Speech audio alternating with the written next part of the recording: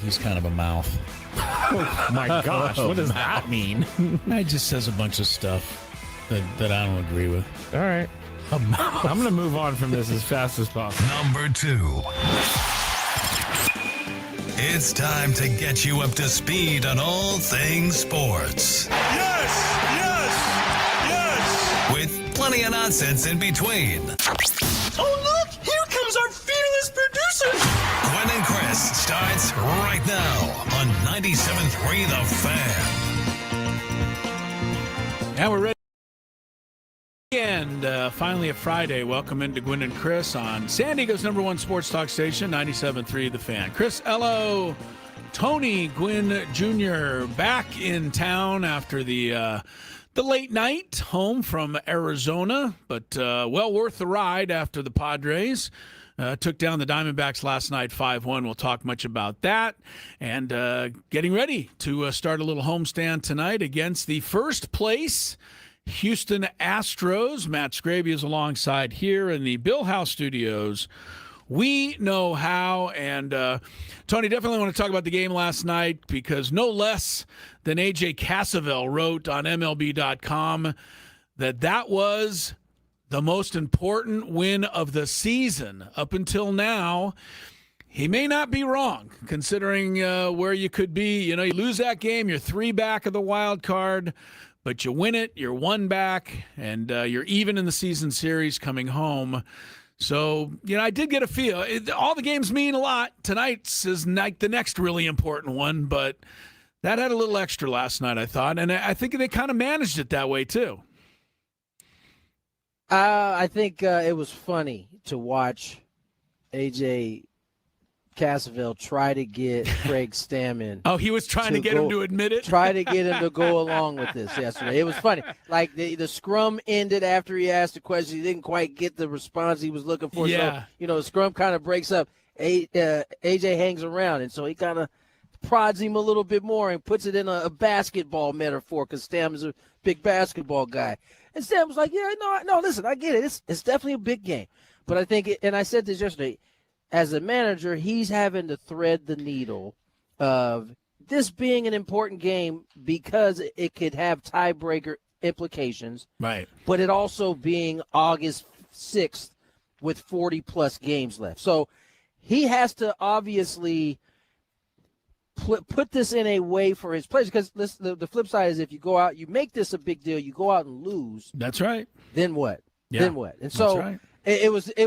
I only brought it up because, you know, you mentioned AJ Cassavell, and I was kind of sitting there like not looking at it, but like listening, and it was just hilarious to me because AJ was like, you know, it's kind of like, you know, a bigger deal. Like, you know, what if it's like Dayton basketball? That's how he kind of put it so that he could kind of draw Craig in because Craig is a big Dayton basketball guy. And so it was just funny. But, yeah, all in all, I think the guys understood the assignment, went out and acted accordingly. And I don't know that they managed because they've been really managing like that's true. Especially with Walker, they have been kind of real tight leash. Boom, and then if he got 2 times through, and they did not mess it around with the third. Not even 1 batter. No. And he was, I think even Walker, as much as he hates to come out of a game, probably had to admit that, I mean, he did a hell of a job to keep him in there, really, with 4 innings and 1 run, because there was a lot of traffic. And, that's the interesting one thing bad pitch somewhere, the game could have actually gotten away early, and he did not allow that to happen. So I give him credit for that, you know?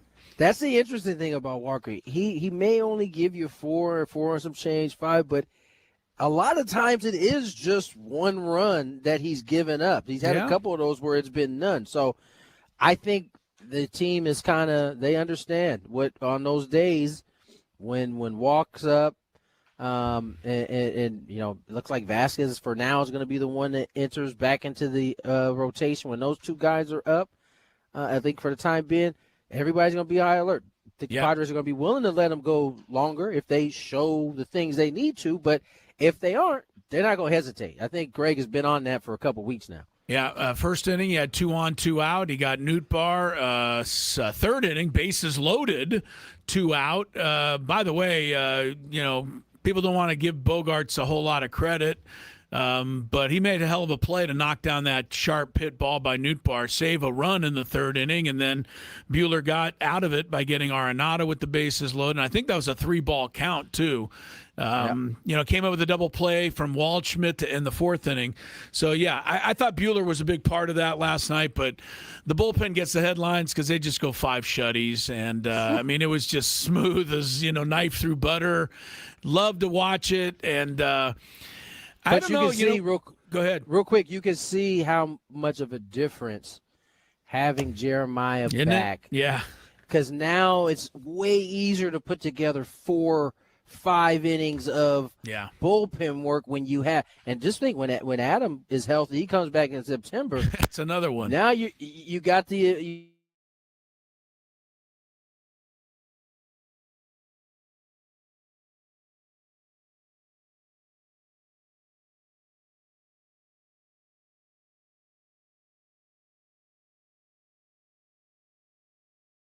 throughout the course of the season, but that bullpen is right, man. This team has an advantage.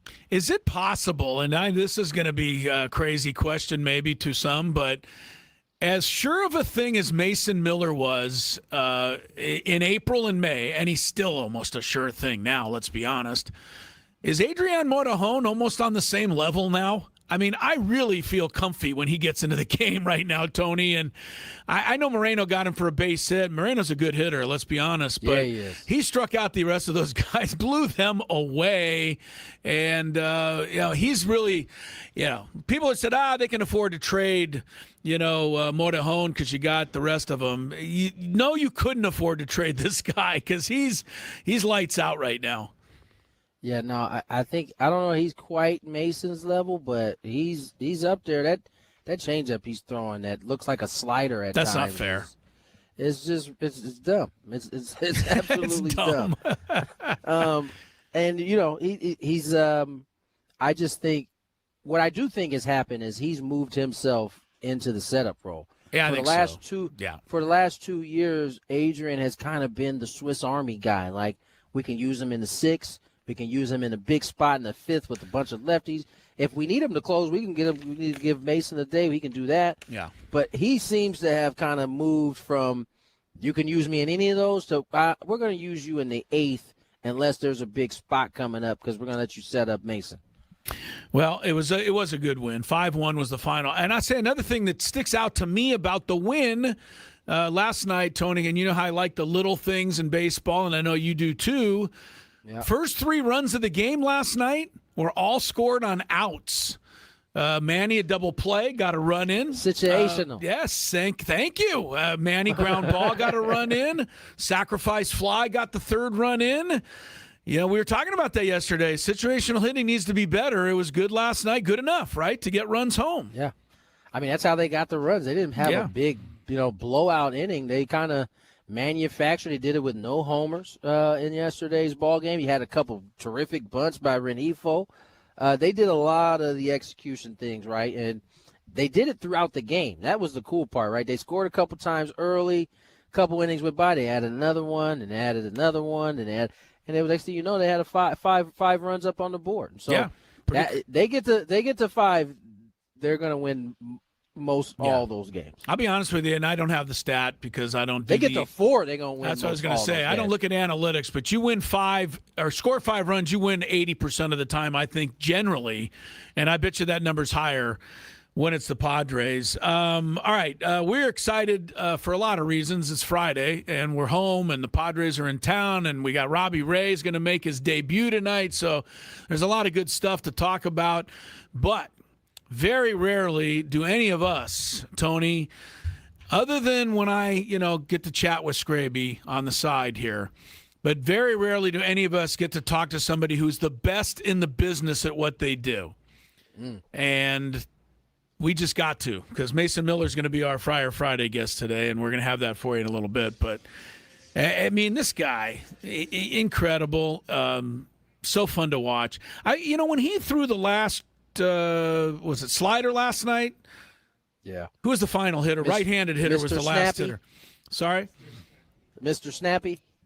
He got He's talking about his pitch, Chris. Yeah, right. The pitch is called Mr. Snappy. Well, the batter was Mr. Annoying, Tim Tawa, who seems to homer every game against us. Man, come on. Yeah, but he had no chance at that last whatever you called it, Mr. Snappy thing. I mean, come on. He could tell the guy I'm throwing a slider, and the guy ought to just go sit down before he even throws the pitch. He puts it in that spot. There's no way. Yeah, and you're not supposed to do that to major league hitters, but he does. You got to pick one. You just do. You just have to say, I'm just going to, if he throws a slider, I'm just taking. And I'm just going to hit a fastball only. If he throws these bad boys, throws these sliders right over the middle of the plate, I'm not swinging. Because you can't do both. Not at 103 and 98. Are you kidding me? It's ridiculous. Yeah. Well, he's throwing a slider that is, I can't even fit the break into my little square here. He's throwing a slider that's about that big. That's a big slider. That's Mr. Snappy if I've ever seen one. This is a decent one right here. Okay. This is big. His goes out of the screen. And then he's throwing 103 on a fastball. Like, you just can't do both. Every guy who's had success, at least recently, I know that my man I think it was the other day in Diamondbacks was the first guy to hit the fastball like that. But all the other hits have been on the breaking ball, and they've all chosen, I'm just sitting slider because it's the slower of the two, and if he throws it for a strike, I got a chance. If I'm only sitting that, but if I'm thinking anything else, it's over. I think he's up to having allowed 2 or 3 extra base hits now this season, so he's starting to show cracks in the armor. I obviously say that jokingly. All right, we're underway. As I just said, a lot to talk about. Robbie Ray, Mason Miller on the show. Start of a big homestand and everything else. Countdown, Friday show, Gwynn and Chris. Hello, welcome to it. Most families get their financial advice.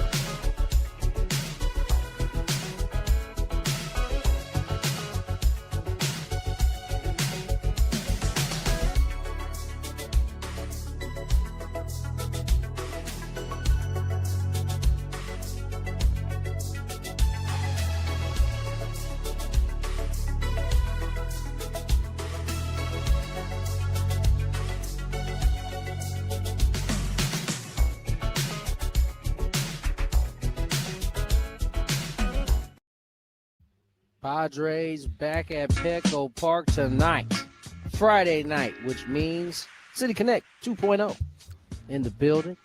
And for all the single ladies out there, if you like tight pants, this could be your guy, Robbie Ray. Oh goodness, is that where that on the mound? Is that where that was going? That's Do exactly you like where, tight pants? This is one of the tighter ones in the game right here. I mean, Walker used to be that guy. He can't. I think he's kind of moved away from him, but Robbie Ray, he cut from that cloth. So certainly having a great year. Tight pant guy. We were talking about this the other night at the ball game. Quick, Tony, I don't remember you. Did you wear the long pants that dragged on the ground? Or were you still back in the day with the good baseball pants that just went over the knee? No. I was certainly not a drag on the ground, but mine definitely has some bagginess to them. Okay. But I also wore the tribute to Jackie, the Negro League kind of just below the knee, baggy britches, as you like to call them sometimes. What britches? He just went with. Well, here's a good picture of Tony right here with the I'm looking at him in the old Philly uniform, and he did have the good baseball pants just over the knee look. Who started the look that went from took it down to the ground? Do you remember where that began? Listen, what's funny is that my dad played in the 80s, 90s, and the 2000s. So he had both of those. You could see the transition of uniform go from 80s where, you had a lot of sock, probably a 2-in-1 stirrup, and then you went into the full kind of sock that looks like a stirrup, and it was pant leg was a little bit further closer to the ankle. And then in the late 90s, Barry Bonds put a strap over his shoe to keep his pants down. And then from there, they got a little bit baggier. So he actually ran a strap underneath the cleats. Underneath the cleat. Yeah, to keep the pants down as low as possible. Exactly. Yeah. That's where at least how I remember it. All right. Down. Well, that's as good of an explanation as we're going to get. I'm honestly, the stirrups, you talked about the stirrups. I got a good shot of your dad here in the brown, yellow taco jerseys when he still wore stirrups. Those have gone the way of the dodo bird. Did they even have stirrups available if a player wanted to wear them anymore? Oh yeah, they still got do. It. You still see guys who have it. Okay. All right. Fashion's very, okay. As you guys can tell by the way I dress each and every day, fashion's quite important to me. So, guys, you're looking. This is a fun thing for everybody out there. Whenever Chris walks in dressed a certain way, I know he's headed to the Padres game because he's always wearing pants and he's always wearing shoes, and he's headed to the Padres game with. I'm going to go to the Padre game tonight. I'm looking forward to it. Playing a pretty good team, Tony. The Astros have won 12 of 15. Pretty quietly because, you look across the American League right now, the Boston Red Sox won again last night. I don't know if you saw some of the highlights of this game. It was crazy. Just an incredible game against the White Sox. 12-11 it finished in 12 or 13 innings. Both teams had comebacks. But again, the Red Sox prevailed. They are 31-5 in their last 36 games, which is incredible. But the Astros were 7 games under 500 when this little run began, and now they're in first place. So they're probably coming in there feeling pretty good. Yeah, good fortune, right? In the right division to be in it this late with a record under 500. But this is a team that's still dangerous, though. They got some bats in their lineup that can get you. Obviously, Jordan having a triple crown like season. But yeah, this is a good test. This whole homestand is going to be a good test for the Pods. Yeah, I wonder how the Padres will handle Yordan Alvarez. You look at their lineup. Altuve normally hits after him. Don't take his shirt off, but I might be willing to face Altuve if I got a base open. Alvarez is just destroying everything right now. Don't take my shirt off. There he is. I'm willing to bet that. Well, that's not actually him. That was Carlos. Yeah, that's right. Carlos Correa talking about him. Yeah, he was talking about. I think ultimately, that's the guy that the Padres will circle and like he's not beating us. Like they'll put him on if those situations are presented to themselves, and they'll deal with the ramifications of it because throwing to him right now is just not. Yeah, you're asking for trouble for sure. Robbie Ray, your thoughts, having just watched him pitched against us, Tony. So you probably get a little scouting report. I know Scraby always, wants to point out that he grunts when he throws a fastball. Mark Grant has something starting. He does. Yeah, but we're going to have to eventually get past that, are we not? Yeah, Mark Grant said that the entire stadium needs to grunt with him on every pitch. Oh, goodness. Oh, God. Okay, well, we'll see if that works. But can you imagine? That would actually be kind of intimidating to the hitter. Super intimidating. Every time he throws a pitch, just 40,000 people. Yeah, I don't know if I'm going to sign up for that. Yeah, but we wouldn't be able to get on the same accord. It'd be all off. Oh, yeah, it would be different all over the place. It sounds like people dying over on this.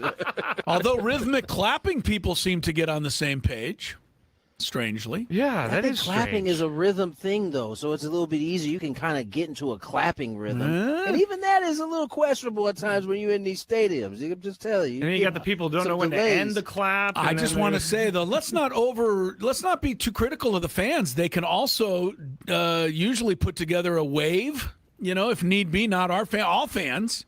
That's something they have to work in concert with each other.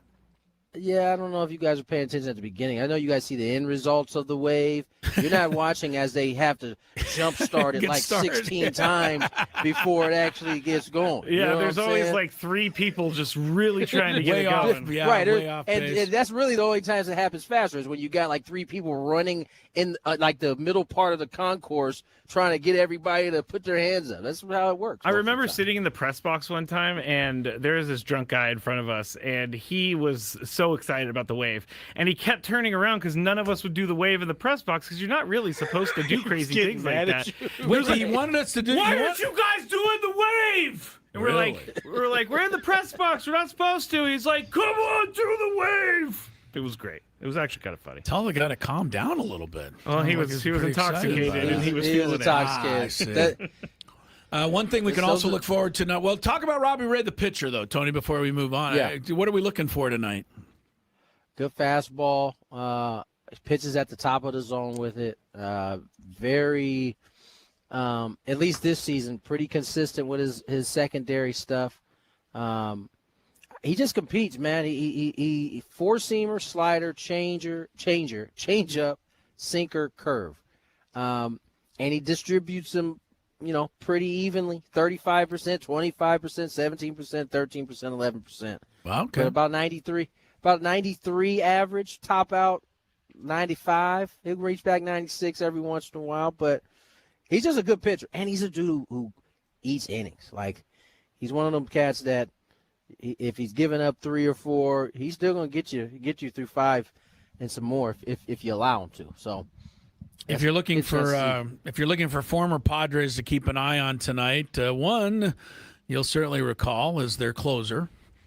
Josh Hader is back in town, so I'm sure the fans will be lying in wait for him. But hopefully we won't see him because normally he would pitch with a lead. We don't want to see him. Yeah, right, exactly. The other guy who's a former Padre, I don't remember if he ever made it up here with the Padres. He was traded, Taylor Trammell. He's out here taking some early BP right now. Taylor Trammell is an Astro now. Did you see what happened to him? An embarrassing moment earlier this week. I did. Pretty funny. For those who didn't see it, he hit a long shot in Houston to the right center and way out there. And I guess he thought it was, definitely, I don't guess, he thought it was gone. So he went into the home run trot. He never saw the center fielder for, I think it was Toronto, make a hell of a catch way back against the fence. And I mean, he never saw it because he went all the way around and celebrated by jumping on home plate to celebrate a home run that he actually didn't hit. So that was kind of funny. Baseball moment. I saw it. There was part of me that wondered if he was just, at that point, just so disappointed he didn't get a homer that he just finished it. Because it just seemed like that wall is super big, and there's no way he thought that ball went over the wall. It's just, I can't imagine he thought, oh, that's a homer. The dude jumped. Like, why? That guy at the top of his jump was still like 4 feet short of the top of the wall. You know what I'm saying? So, like, if a player is actually jumping for it, it probably isn't going to go over the wall. So that made me think he was just like, you know what, this is ridiculous. That ball should have been out. I'm going to finish my home run trot anyway. Well, let's see. He did homer the following day, though, just to get it back. To make it work. Well, hopefully tonight we can find out whether it was really. I'm gonna ask him when I go down there. Yeah, ask him and see if he'll admit to. Did you really think that ball was gone, or were you just kind of jonesing us? Right. See if he'll admit to it. But we can see something similar tonight because Jackson Merrill's been known to take a few away out there in center field. So, by the way, yes. Is he getting closer to winning a Gold Glove, making that catch last night? I think it was, in the first or second inning? First inning against Corbin Carroll. That looked like light work for him. Yeah, it does. That's why I'm thinking Gold Glove for him if it looks like light work. I mean, he's got some stiff competition at center. I'm just saying, though. He's definitely on his way, though. He's got to have a good defensive year. The Astros are here. Padres are going to play them, and then the Brewers. But we should also the Diamondbacks are home to the Dodgers tonight. So I don't know if it's too early, but I'll be keeping a little eye on the scoreboard. We win, they lose, we're back even. So, all right, let's get to break. Let's keep this thing going. 2:28 on the clock. Tony Gwynn Jr., Chris Ello, Matt Scraby. We're going to get to the other side when we return. Mason Miller, Friar Friday, Gwynn and Chris. Ben and Woods on the Fan. But I don't think I ever really truly understood.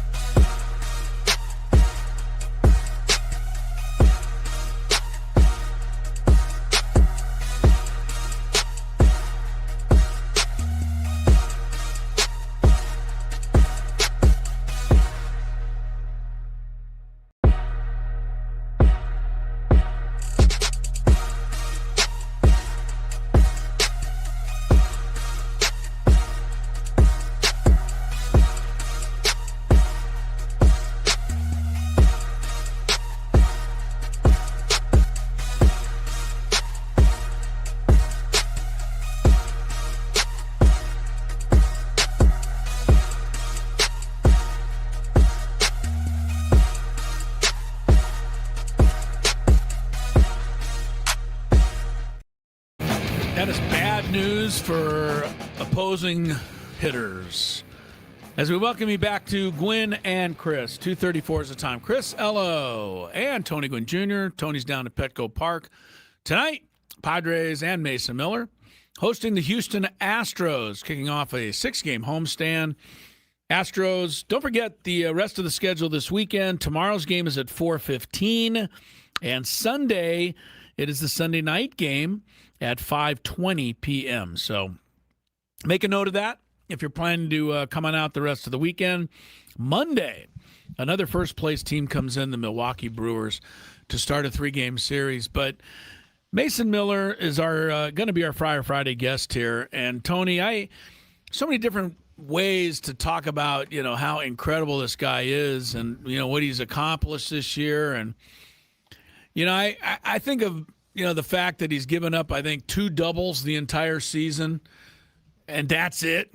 I think one of them was the kid in Kansas City got one off him, Carter Jensen. I'm trying to remember the other one, but there was a pretty hard hit ball the other day. Yeah, okay, I know. Somebody hit. Well, no, it was like recent that the other double happened. Yeah, it was in the Diamondback series. It was in the. Was it last night? No, it was the night before. 2 nights before that. 2 nights before. But I mean, the guy's incredible. He has not. That the home run that he allowed to Lourdes Gurriel last year in Arizona is now over a year ago. That was on August the 5th. He has not allowed a home run since then to anybody. And after that home run, he went 33 consecutive appearances without allowing a run. He almost set that record. Finally, the Cubs scored off him thanks to the worst single call by a baseball umpire made this whole season. Still and will always be. Yeah, it's got to be. I mean, when the guy said the ball was fair and Ty France picked it up in foul territory, like everyone could see and it. Ty France, being the great guy that he was not trying to freak out, but he really wanted to freak out. Oh, you know who it was? It was Basabe from the Giants. Oh, Okay. yes. Yeah, old yes, Basabe. yeah. The Old youngster. Basabe. Or young Basabe. Young Basabe. But, so 2 doubles the entire season. The strikeouts, the ERA, the walks and hits, innings pitch. And the other thing that is a bit interesting, when the Padres traded for him, Tony, last year, and he came over, he was the 8th inning guy. Yeah, he was. He wasn't even the closer last year. That's wild. Right? I mean, think about Suarez it was now- good and all, but it seems almost crazy that we, didn't just immediately put him in as a closer last And year. You know what's funny, and it's funny what a title does for you, right? Because he had virtually the same stuff last year. Yeah. But he was pitching in the 8th inning, and so he wasn't getting nearly the attention that he's gotten this year. And the only difference is now he has a closer title next to him, and he's getting these saved stuff. How he makes people look, all the numbers were exactly the same. It's just now he's got a closer title to him. Yeah. And doing the same stuff. And I mean, you see guys, the headlines will say, this guy's unhittable right now. That's just kind of a saying, we throw it out there to try and get the idea to people that it's really not easy. But when you say that Mason Miller's unhittable, there are actually, I want to say games, Tony. There was at least a month and a half this year where that was absolutely true. He was unhittable. He was a walking immaculate inning for the first 2 months of the season. Yeah. Like every time he came in, you're like, oh my gosh, this could happen. And then, he get like 6 pitches in and maybe somebody fouls one off. It's like, oh, dang. The only record that he left for Jeremiah Estrada was he only struck out 11 in a row. Estrada still got the record at 13, but you go back in April, you just said it, Tony, but he'd pitch 1 inning. Here's his strikeout totals: 3-3-3-2, 3-3-1-3, 2-2. So I think there was one guy in there in about a 2-week span who actually hit the ball. So it was really incredible. And it's not like he's fallen off all that much. I mean, he's given up what? We're up to 4 earned runs now this season. So it's just think we were playing all those close games in the beginning of the year, and he was we're getting a ton of usage, and then we kind of hit a lull, and he's like pitching every so often. It feels like right now. Yeah, he had a lot of stretch there where when you're losing games, and that's what people were saying. Well, let's just trade him. We don't need him. We don't, we're not winning. And I was like, no, please. Unicorns don't come around. Please.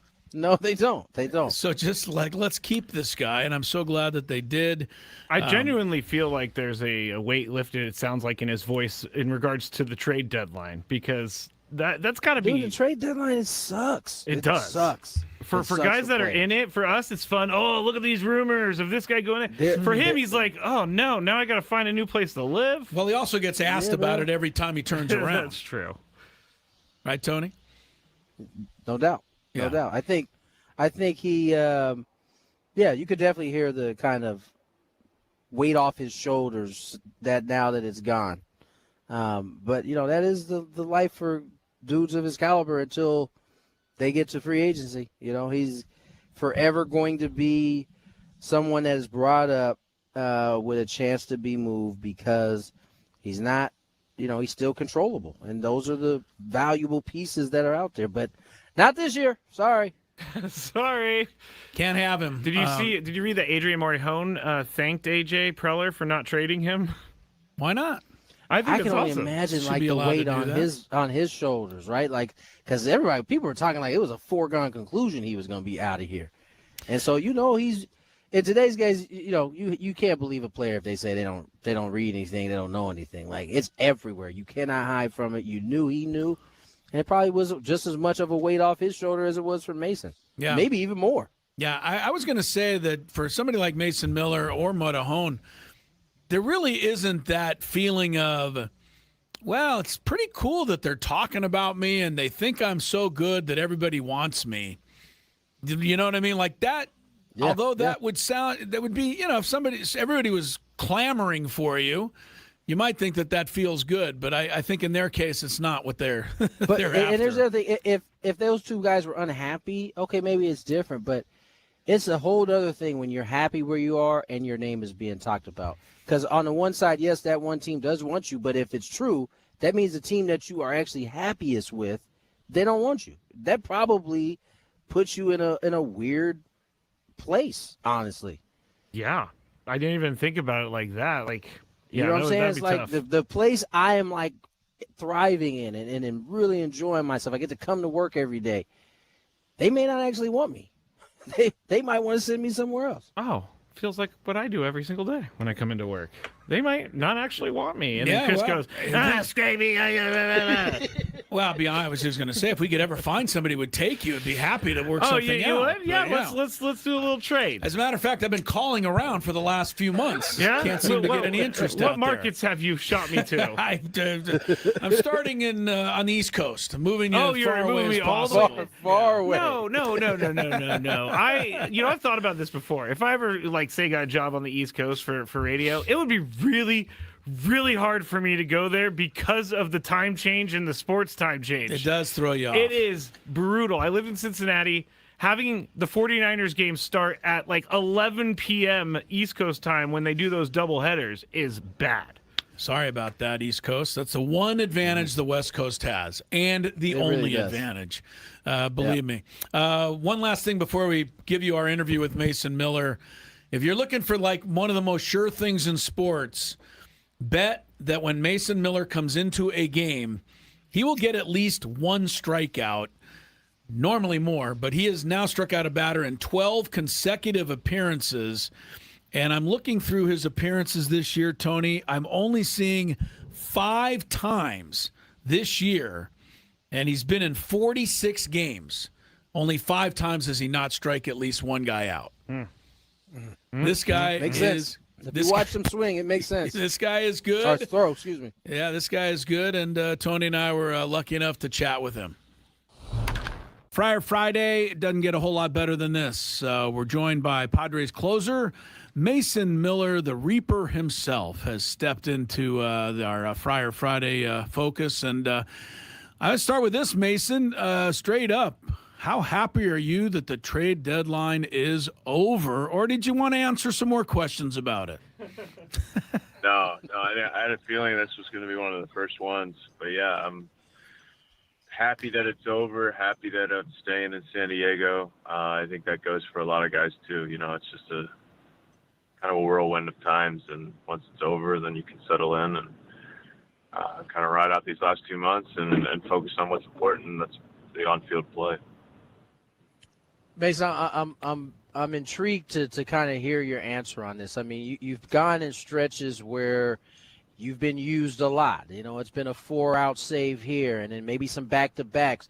But then you've had stretches where you aren't used a lot. And I'm interested to know, like, what is the difference in feel in terms of your body? I mean, you get those back-to-back days, and I know some guys are the type of pitchers that they want to be out there frequently. They keep a rhythm that way.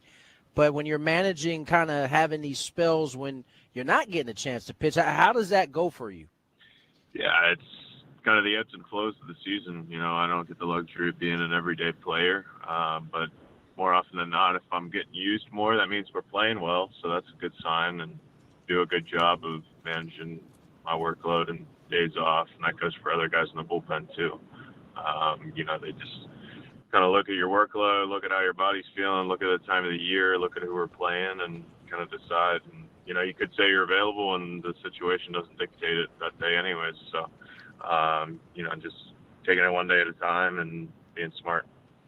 Mason, I'm curious how much you just talked about saying you're available, how much input you have into, you know, whether you are available or not. You know, if you get a save in back-to-back days, on the third day, could you come in and say, you know, I'm feeling pretty good today if you need me for a third, or is there a discussion there? How does that work out?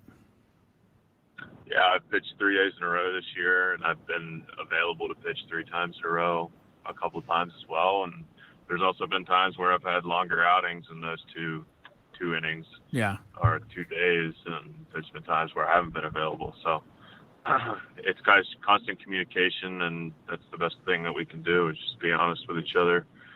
Coaches and trainers and staff be honest about what they think smart, and me be honest about what I think is best based on how my body's feeling.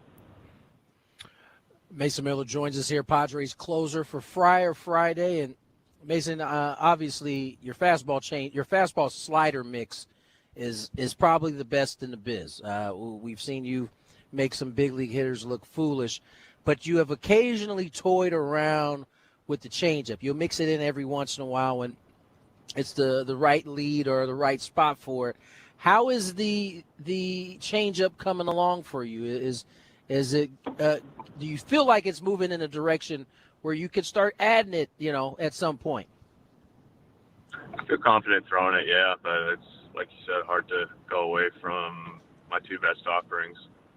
Yeah. So it's just finding the right spot, finding the right time where it's a good matchup with the hitter at the time I feel comfortable with it in the game, and just balancing those 2 things out, but also just sticking to who I am and going and competing with my fastball and slider. Mason Miller is our guest. I love the choice of word there, your offerings, almost as if you're being kind of nice to the hitter, you know, like, hey, I got to throw you a little slider. It's my offering. I don't know how much you read the press clippings. I'm sure you've heard them. I mean, people who say you're unhittable, and we've seen you look unhittable, but how do you couch that out on the mound? Is there a certain edge that you have to keep out there to make sure that you never get per se too full of yourself? I think it's way further than just the mound, you know, just as a person. It's not something I'm looking to do is be full of myself or be complacent. You know, I have the ultimate respect for the hitters in the box that I'm competing against. They don't make my job easy, and I'm trying to make their job as hard as possible too. So it's just a balance, you know, of confidence without being complacent. That's probably my favorite way of putting it. Mason, we talked a little bit about the deadline and kind of being happy that it's moved past you guys, but you guys were able to acquire a couple really good pitchers. What does that do for a locker room? This is already a pretty confident bunch, but adding the two guys that you got into your starting rotation, what can that do for the ambiance of the locker room? Just confidence, confidence and excitement. Bringing two guys that are having really good years at a position that we've been notably short on this year, albeit from injuries or just by how we're managing the team. We have a really strong bullpen, and I think if we had given some of our starters a longer leash, I think that they would have been able to impress throughout the season. But, everybody kind of knows the drill that the bullpen's really strong, and starter gets us through four or 5 innings. We're going to go to our guys, especially with a lead. So, given that Casey and Robbie both have had strong years, I think that they'll get a longer leash. And I look forward to watching them eating and maybe taking a little bit of a load off the bullpen as well. Mason Miller joining us on the SDCCU fan hotline. It's not big bank banking, it's better. We'll let you roll here, Mason. One last thing. I've really enjoyed some of the scoreboard entertainment that you and especially Jason Adam have provided between innings. You guys seem to get a kick out of it when they show you guys after those things play up there and some of the games and fun you've had. I mean, that's kind of part of the enjoyment. I think this organization kind of, brings all you guys in on that. Was it fun to do? And how much of a kick out of that stuff do you get? Yes, it is fun. It is nice to show the fans, I guess, a little bit of the look behind the curtain. They know the person we are on the field, the competitor that we are. Jason especially makes it easy to be yourself, and he's one of a kind. So, hopefully get him back healthy and competing on the field. But in the meantime, I guess fans will just have to live with his on-screen personality. Well, Mason, it's exciting and fun to have you on. I know we've been able to have you on before, but not often any of us get to talk to the best in the business. But I think we're enjoying that right now. And, let's finish up. Have a great last 2 months of the season, and hopefully we'll catch up to you in October. Thanks, Mason. Sounds good, guys. Thank you, Thanks for sir. having me. All right, man. Mason Miller. Both Scraby and I commented that, they get home in the middle of the night last night. He sounded a little weary. No, he said, a little tired, driving in probably to work. Yeah, Tony was telling interview. us that they didn't get to the stadium until like Petco Park. 1:30, and then you got to get home from there. And anybody who's traveled like that late night, you can't always just go home and put your head right on the pillow. No, you need a little time to unwind. Definitely. So, Mason Miller, he'll be available though tonight. You can bet on that. And I do appreciate all the people who chatted and sent in to Scraby while we were doing the interview. Chris, please don't ask about any of his pets. I appreciate everybody remembering and reminding me never to do that again. That was very nice. Yes, thank you. Everybody's looking out for me out there. That's right. I was one of the things he was we only had a certain time frame, but I wanted to get into asking him because I know that you all want to know this. And I try to think of questions that, you would ask out there if you had a chance to ask him something. And I know that the one we get a lot is, or I know a lot of fans think this, do closers like it less when they come into a game and it's not a save situation? So and the interesting, last night was one of those times because he had a 4-run lead last night. So he was not in a save situation. I have a feeling. What do you think he would have said? He just would have said, "I don't care." Yeah, he seems like that Mason guy. Miller. That's a closer right there. No, but he would just say that. But I don't know that I'd believe him because I think in your mind you have to. There's no way around it. A save situation. That is, you get paid millions of dollars to get what? Saves. Yeah. They don't really go into the the meeting with the owner and the GM with your agent and say, well, he had a bunch of times where he got the last out, but we were up by 6 runs. No, they want to know how many saves. So I'm not saying that Mason Miller or any of these guys, hey, Josh Hader's in town. All right. So we already know that there are certain guys that only want to pitch and save situations. Josh Hader didn't mind saying so when he was here, and he took quite a bit of heat for it. I don't think Mason, or not, he did.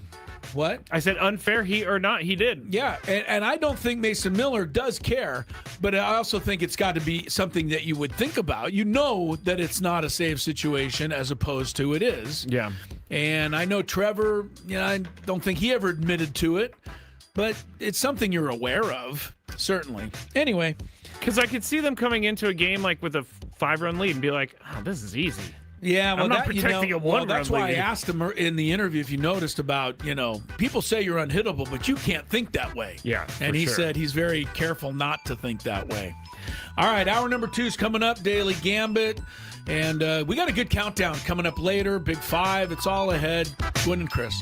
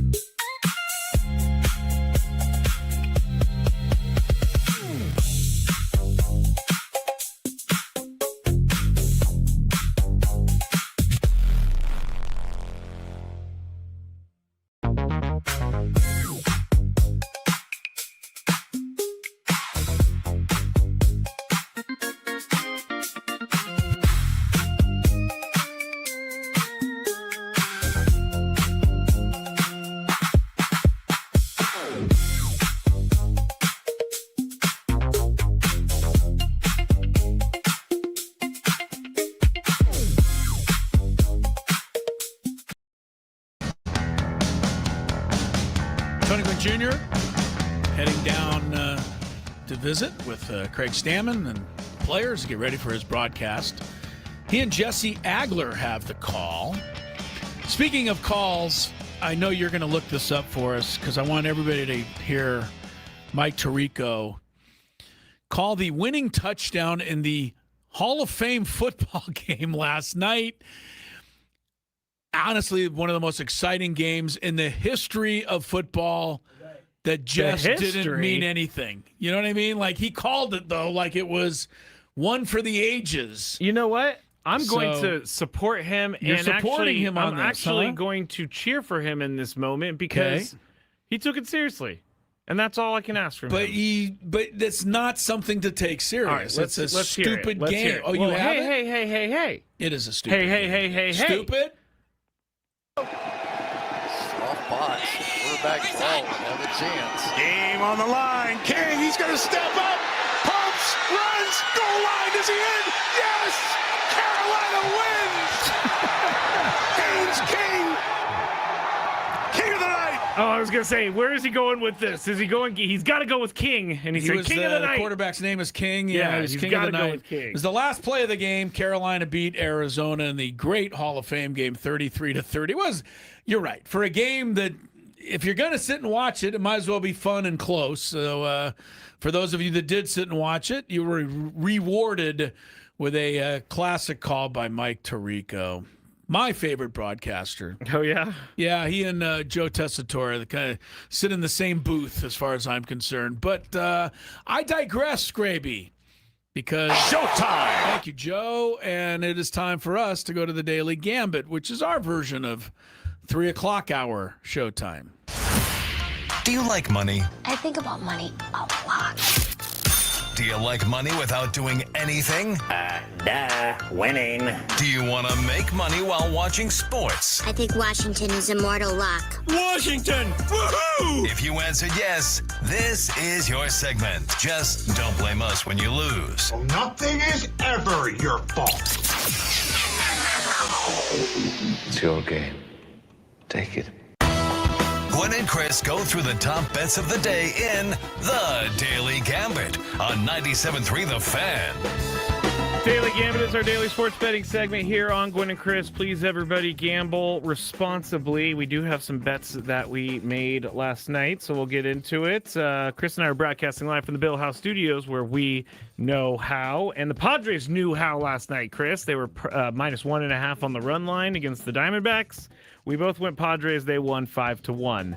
Over, under 9 runs. You went under. I went over, and they only combined for 6. So you win that one. Yeah, that's about the end of my winning right there. Red Sox. Hey, I didn't do much better. Red Sox minus 1.5 on the run line last night. Both of us went Red Sox, but the this apparently was the game of the century. It might have been night the best game of the year because the Red really Sox was. ended up winning 12-11. So we lose the bet, but apparently fans won by watching. Incredible game. So many changes of the lead. Extra innings, which we all used to laugh about. I certainly was, at the forefront of going, are you kidding me? You're going to decide a Major League Baseball game with the runner at second base rule? But that has added so much excitement. And if you look at this game last night, Scraby, it was at Fenway Park. The White Sox led 4-0 early. The Red Sox came back to 5-5. Then the White Sox 7-5. Red Sox scored in the 9th to tie it at 7, okay? In the 10th, both teams scored 2. In the 11th, both teams scored 1. In the 12th, both teams scored 1 again. And then Boston finally won in the 13th. Wow. The White Sox, by the time it was over, had 4 blown saves on their team because they kept letting the lead get away in extra innings every time. I don't think that should count as a blown I know, that save. doesn't seem fair. That's not fair at all. I know. Because you're putting I know it's an unearned run. It shouldn't even count as a run. Blown save. I agree with you. Boston wins 12-11, and as I said earlier, they're 31-5. Incredible in their last 36 games. White Sox still lead the Central Division at 59-55. That's the same number of games over 500 that the Padres are. But they're in first place. The Padres are not. Yeah. And then Houston, who's here tonight, is in first place, but they're only 2 games over 500. Padres have a better record than they do. I feel like it's one of those weird things this year. I feel like I just cheer for the teams that are always in the toughest divisions. The NL West has been tough for 7 straight years. The NFC West is the toughest for the 49ers. I mean, come on. But I can tell you that it really does go in cycles. It doesn't feel like it. I know it doesn't feel like it. You know why? Because you always remember when your team is stuck in a tough division. Yeah. And you don't think about it when they're not. That's true. Yeah. All right, so the next one, Christopher Sanchez, over under 8 Ks yesterday. Both of us went over. He only had 6. But he did become the first 15-game winner in baseball. Good for him. Which is saying something in this day and age, because there's many years where nobody wins 20 anymore. Yeah, that's true. So, good for him. Did Walker Buehler make it 1.5 outs more than Diamondbacks pitcher Drake? Don't yes, remember it's his a little first confusing. name. So basically, did Walker Buehler go? Never mind. Yeah, you're not going to be able to explain. I was just trying to think how many of it. Walker Buehler went. Walker Buehler went 4 innings, and Drake went 3 and 2/3. So Walker Buehler loses the bet, and we bet for Buehler, so we lose the bet. Right. Buehler won by 1 out. Yeah. He needed to win by 1.5. Yeah. So he needed 4 and 2/3. Right. Anyway, over under 34.5 points in the Hall of Fame game, as you heard just now, with the highlight from Mike Tirico. Yes. I went over. You went under for some reason. Panthers win 33-30. Because so the Hall of Fame points. game, I didn't think anybody could score a single point, let alone 63 I feel points. like this is like the only guarantee over because there's no defense being played, it seems like. Yes, but doesn't offense take longer to put together? I would think so. All right. Las Vegas Aces at the Indiana Fever. We both went Vegas. Indiana, was minus 1.5 on the spread, and Aces won by 2, so we win that bet. Asia Wilson minus 6 over Caitlin Clark. Points scored. We both went Asia Wilson. They tied. It was an even because Asia Wilson had 20. Asia Wilson had 26. Easy for you to say. Caitlin Clark had 20, so we pushed on that one. one. It was a 6-point spread, and she beat her by 6. Wow. Yeah. Those odds makers are pretty good. They are really good. And here's another proof of that. Caitlin Clark over under 9 assists in last night's game. You went over. I went under. She had 8. So I missed that one. Yes. Rough night for me. I'm 4-11 this week. Ooh. So. Yeah, no dog treats for Kylie this weekend. I've spent my dog treat money. Oh, but Lucky's okay because you're 9 and 6, so you've been okay. Yeah, Lucky. I had to take Lucky to the vet today, and Lucky's how much did that cost you? Lucky's gonna start having to get a job. Okay, it was $200. I needed just cream, antibacterial cream. No, but you walked in the door. I had to because I was concerned. As soon as you walk in the door, it's ball game. I was concerned. Everyone who has a pet will understand what I'm about to say, and that's most of you. But anywhere you go, pretty much out there, when you're buying clothing, you're buying furniture, you're buying anything, right? An appliance, even at the market, you look at the price of the stuff. You always will ask, how much is this? How much is it going to be? How much? Oh, yeah. At the vet, they could charge anything they want, and you'll pay it. And I think they know that. And depends on the severity for sure, but they always tell you, we got to do this, we got to give her that, we got to give her that, and then you're like, how much? And they're like, it'll be about $382, and you're like, what are you going to say? No, don't take care of her. I know. You'd have no choice, basically. I know. I also made the mistake of asking her this question because Lucky sometimes limps when he gets up after sleeping for a long time. So I was just like, is it just a dead leg type of thing? Well, or is that'll it cost you $125 to check that out. We can get some x-rays right now. And I'm like, no. Yeah. No. You're scared to tell the vet anything's wrong. Anyway, he's great. I have my antibacterial cream now, and I'm going to be working this weekend as well. Actually, 2 things that you don't ask the price of. 1 is how much the vet, and 2, how much is that cocktail that you buy at the bar? I definitely never asked. Nobody ever asks that. I think that's a strange. Do they? Yeah, I would think. Do they really? I've never heard anyone sit down at a bar anywhere and go, yeah, I would like even if just a gin and tonic or something, and they go, coming right up. You never heard the person go, before you make that, how much is it going to be? I've never heard anyone ask. I get what you're saying, but you could say, I don't want any of that fancy stuff. You could do that, but you're still not going to get a price. That's okay. I can agree with that. I definitely had some bills in my drinking days where I woke up the next morning, checked my credit card, and I was like, man, you're an idiot, dude. You should have done what I did. What? Don't check the credit card. Oh, just okay. Just take it back from the guy, sign at the bottom, and go the hell home. Here's a fun story. You're not going to be happy. Here's a fun story. I think I may have told this before, but my friend was having a birthday, and we were in San Francisco, and we all went out to this bar, and I was just sloshed. And I ended up buying a bottle of champagne for his birthday. Don't ever do that. Guess how much it cost, Chris? Could be $400. $500. Yeah, don't do They it. for sure took advantage of me because they should have known that this intoxicated guy is not going to be happy about spending $500 on some champagne. But you're not gonna ask him, how much it is. You're just gonna do I it. didn't care in the moment. I know. Anyway. They let's count get on back- that. Let's get back to some more financial heartbreak. By the way, can I just say, I could save everybody a ton of money out there. Oh, here we go. Is it not playing the lottery? Well, that's one thing. But no, the second thing would be just when you go out to dinner, just say, you know what, we're not going to drink with our meal. Oh, okay. You know how much money you save right then and there? I mean, Tons. anytime you go anywhere, you're saying, like, if you don't, a glass of wine is probably what, $12, $13? Insane amount of money. And honestly, I get it. You want to enjoy the atmosphere and the ambiance.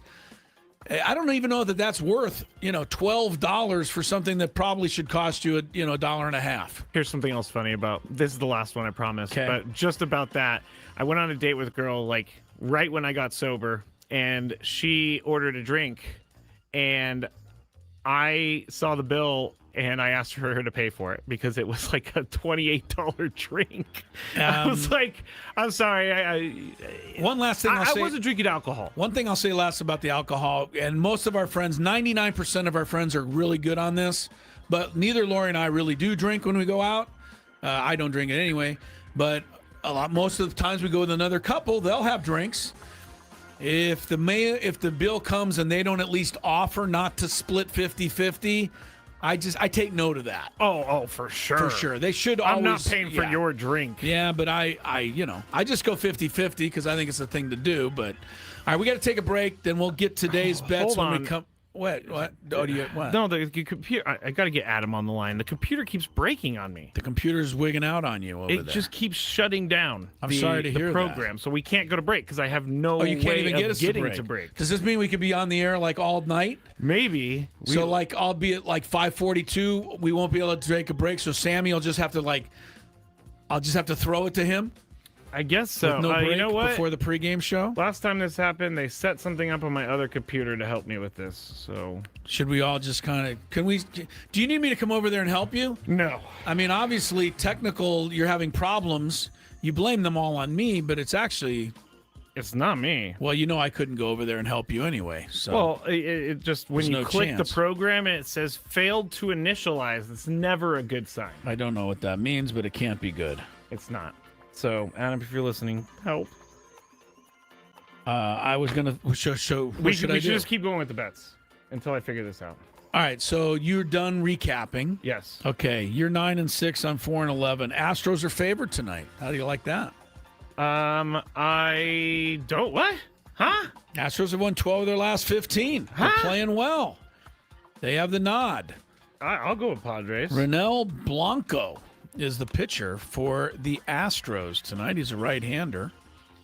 And Robbie Ray making his debut. I mean, come on, Robbie. Robbie's going to win this one. I'll take the Padres plus a 1.5 tonight. How about 8.5 runs tonight? Scrape, what do you think there? 8.5. We are back at Petco Park, but Yordan Alvarez could drive in that many himself if he has a big night. Robbie Ray has been really good. So I'm going to say he has a good debut, and I'm going to go with under. Yeah. Padres have been going over until last night. I'm going to say under also. Petco Park, to me, is just always an under. Dodgers are at Arizona tonight.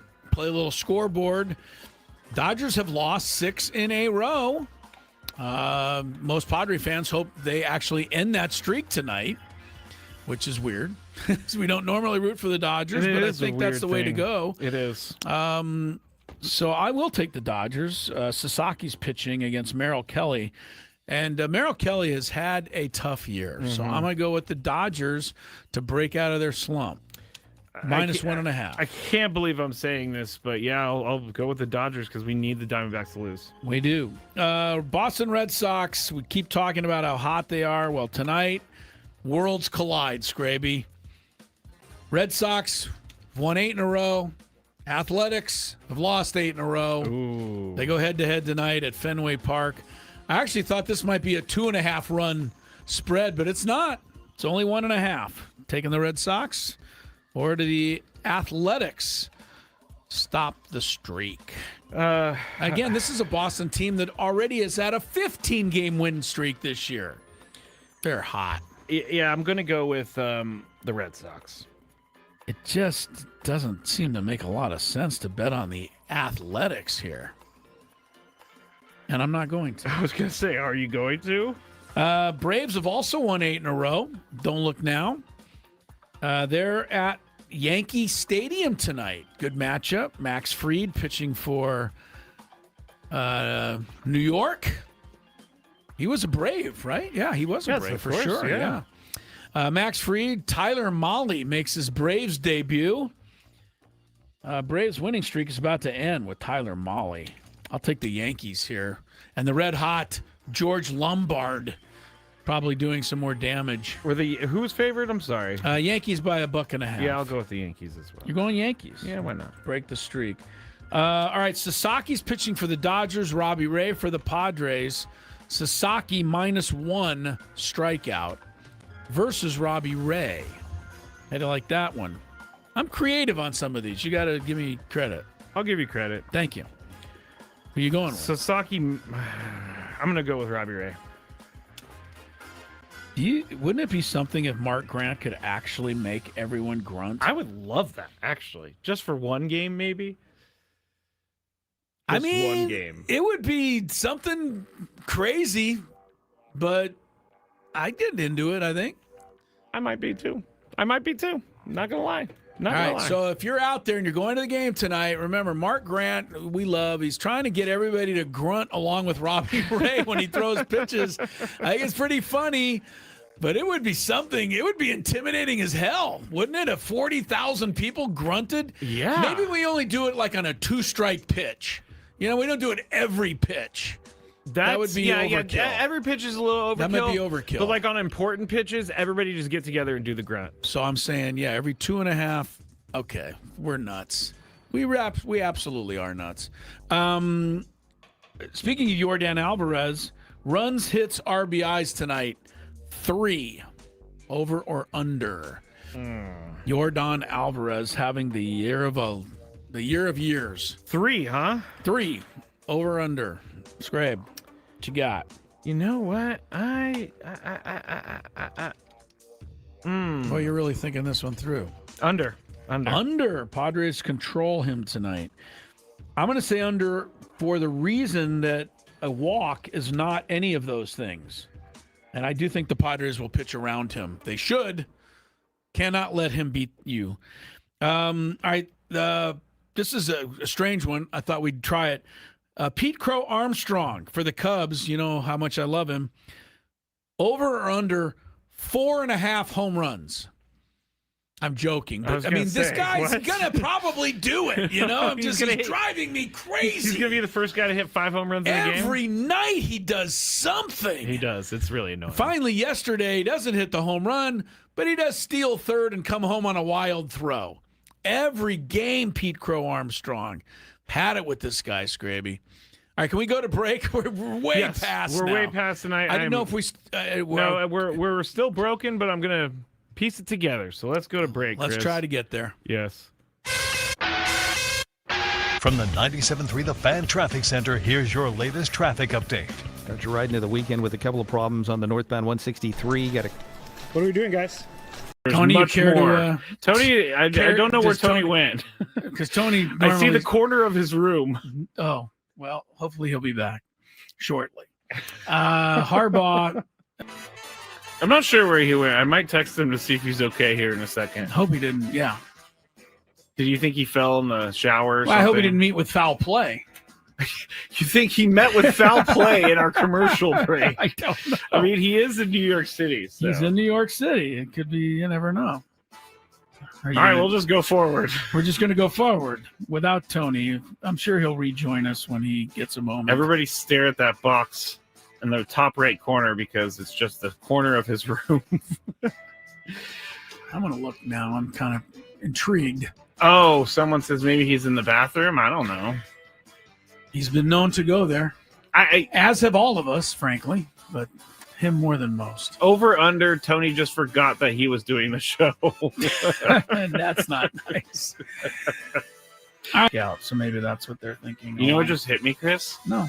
What if Tony went out to get like ice or something and he forgot his room key? That is something that he is more than capable of doing. Because he would never be gone this late, this long, with knowing that he was on the show. No kidding, man. We took a commercial break like 5 minutes ago, and he has not returned. I'm going to text him. Like, ask him, are you out in the hall trying to get into your room right now? Everything okay? Oh, no. Question mark. Scaring me. No. Did you hear back from Tony yet? No, I'm thinking something. I'm thinking he locked himself out. He doesn't have his phone because it's in the room, so he's down at the front desk or something. I don't know.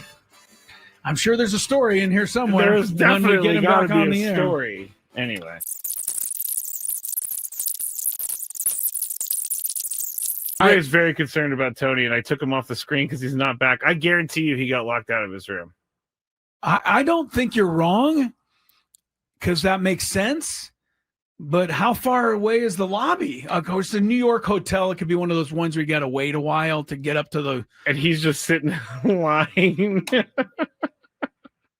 I don't know why I find this so funny, but it is. Well, it's funny if he comes back with a funny story. Yeah, like it's I locked myself funny. out. It's not funny if he fell and hit his head somewhere and we don't know where he is. That's not funny. Of course, that's not funny. He's obviously not with his phone because he hasn't gotten back to us. Has Tony locked himself out before? Not during the show, but I'm sure he has at one point in his life. Of all people, Tony would certainly seem to be one who would do it. Oh, August also says, Clinton said, got to use the key card for the elevator too. So maybe he's just stuck. Can't even get down? No, you don't need the key card to go down. Okay. You only need those to go up. You should be able to get down to the lobby to say, hey, I locked myself out. In New York City. But if we do, can you go to the Padre Hotel and knock on Tony's door? We don't know where he is still. No. Still hasn't come back. And I turned on It's been 20 minutes now. I know. Now I'm starting to get a little worried. Yeah. Where'd he go? What happened? I don't know. I would call the front desk of the hotel, but I have no idea where they're staying. I don't know where they're staying either. And when you sent him a text and said, is everything all right? We have not heard back from him. He is still not back in his room. I bet you he is standing in line in the lobby as we speak. Trying to get his key back. Someone said text Jesse or Dave. And it's really not a bad idea. Maybe at the next break, though. Yes. If we get to the next break, we got to text those guys so that they can go make sure he's okay. Because I don't know where he is. It's crazy. Dave Marcus is probably the one to text. We'll text Dave. Because he's, Jesse could be doing anything, but Dave's always there, ready to go. You're trying to say Dave has a ho-hum life and he'd just be sitting around waiting for a text, whereas Jesse might be busy? Is that what you're... Dave's been doing this job for like 30 years. I don't think the what is the word I'm looking for? Never mind. All right. Well, there's certainly an explanation, but we don't have it yet. Text Scan. I don't know Scan well enough to text him. We're going to text Dave if this gets to the top of the hour, and we still don't have a Tony Gwynn Jr. sighting. All right, do we just go to traffic like it's normal behavior time? I mean, it just seems weird. We got to move on with the show. Show must go on? Yeah. I don't know. All right, we're going to do the good, the bad, and the really, really weird and ugly next here after traffic. All right, it's with less enthusiasm than usual that we embark on the good, the bad, and the ugly for week 2, Scrape. I'm going to try not to worry too much. I'm going to try not to worry also. I'm not necessarily the worrying type. I'm not either. But, I'm intrigued now at this point. Like it's with this long pass to Devontae Smith. He's back. Helped put him there. Hold on. He's back, everybody. Stop everything.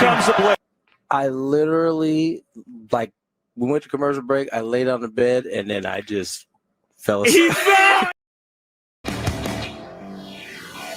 All right, Scraby's doing a hell of a job right now, and he must be really doing something because I just said so. Yes. But the station, I think, would be off the air if it weren't for whatever you're doing over there to keep us on the air. Why you said it, but I'm going to repeat what you said. Why does this stuff seem to happen during our show way too often? Because I am cursed. Okay. This has been my entire You're life. Cursed. Okay. Like, well, that explains it then. A radio guy told me one time, the reason you were born was to have weird stuff to share with everyone else. Weird stuff happened to you. All right. Well, you're doing all right. You got us going. We got a couple of minutes, and then we're going to do our we got a good countdown today. This week was a trade deadline, obviously. Padres adding Robbie Ray, who will make his debut tonight. Casey Mize, who will get another shot at it next week against Milwaukee. What are the greatest trades in Padres history?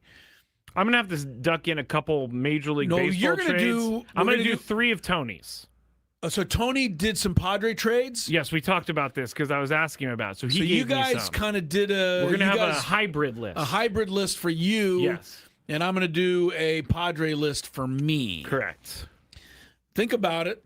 What do you got out there as the greatest trades in Padre history? I'm just curious. While we're, before we get to it, what would be your greatest trade? Like, what's the best one they've ever made? I think that's up for discussion.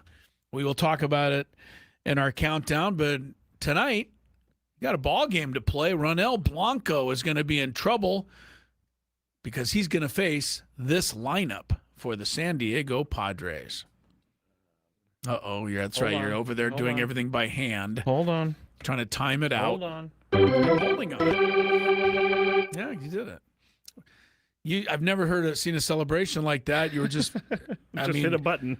Well, all you had to do is open the door and let Bobby Cressy in, and he played the little thing there. That would be nice. Bobby Cressy's our organist, by the way. Yeah, I would love for him to. Great organist, great guy. I would love for him to come in and play one of those live one time. Wouldn't that be fun if he was just in the background during the show? Yeah. Like we were getting into something and he just give us one of those dun dun dun dun dun dun. I would love dun, it. Dun dun dun dun dun dun dun dun. I would absolutely love it.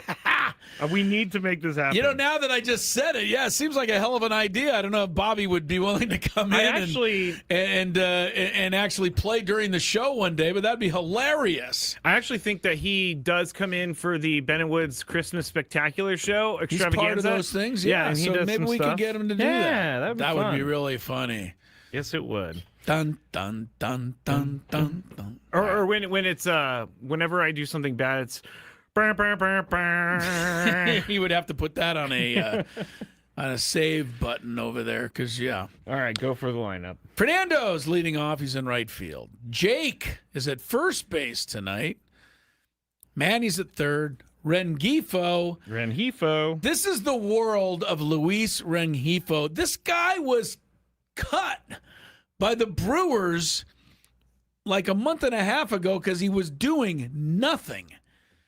And AJ, I think on a whim, just says, well, we got nothing to lose. Yeah, why not claim him? We claim him or pick him up. He's sitting around in the minors, minding his own business. Who was it who got hurt? I don't remember who went hurt, but they're like, well, last shot will bring Rengifo up, and they haven't been able to get him out since. And now he's batting cleanup for the Padres. Incredible. It is incredible. Just strange. Jackson Merrill's batting fifth.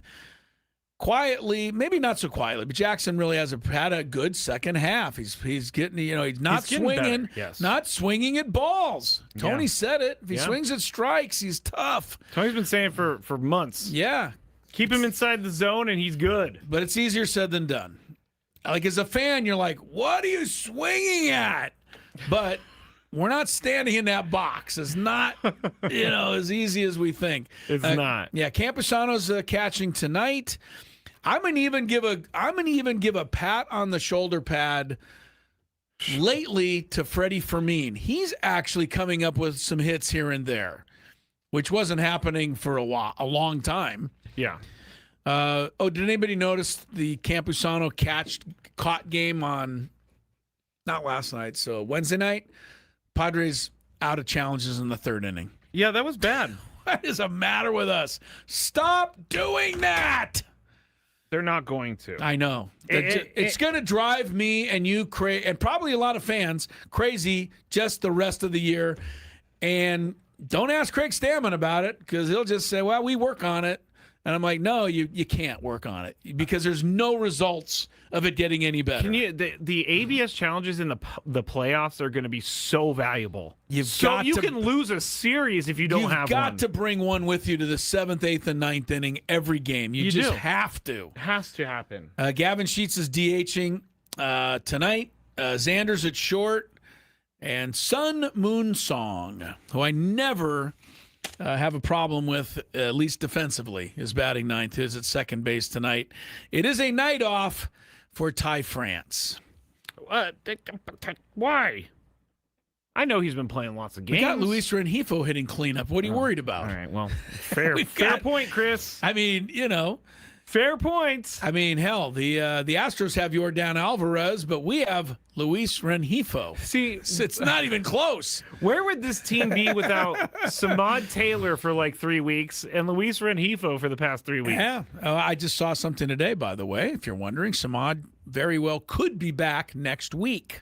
Really? Something to keep an eye out for. Interesting. Samad Taylor was really good when he was here. Absolutely was. Not that anybody needs one, but we don't have an Astros lineup anyway. So there you go. All right, let's not ready for a break. No, we're fine. We're close. I mean, I got to figure out this computer situation. To be you're doing honest. hell of a. You really are. He's doing good work over there, folks. You don't understand. He's got I'm texting the engineer. Yeah, the computer's frozen. Basically, absolutely nothing's working, and still, Scraby and I survive with a countdown. What do you got out there for the greatest trades in Padre history? We'll talk about it next. Ben and Woods on the Fan. Coming up Monday morning, we'll wrap up the Padres weekends. And before they try, what is the heat index they're facing? Do we know? Or Well, you could look up the Scoville on a ghost pepper. Yeah. It's one of the world's hottest. There's a couple of hotters. Scoville's the measurement unit. The X pepper and all of that. Thanks for the education because I did not know. I've allowed milk and bread, but if I was asked, tell us the actual rules of this. Like the rule is, see if you can do it. I guess you guys alternate spoonfuls until one of you can't. One of you can't do it anymore. Yeah. That's not happening. Until you can't do it anymore. I will take and one. The winner, Scrady has a jar of a couple of my jars. I think they both are winners if they pass this. I hate to winners. say, yeah. Yeah, of course. There will be no back and forth. There will be one spoonful. Now, this is the one that he has right now. The 38? Maybe. Okay. All right. Now, this right here, I've been putting on some of my turkey burgers. Good stuff. This is hot. Okay. All right, here we go. All right. Let's Adam's do it. ready. There, away he goes. He does have a full spoonful for those listening. I'm literally sweating watching him do this right now. That's a full spoon. All right. That is a full spoon. Down the hatch we go. All right. And man, he went the whole thing. He did not. He did not trickle that down the throat. He just hasn't reached for the milk yet.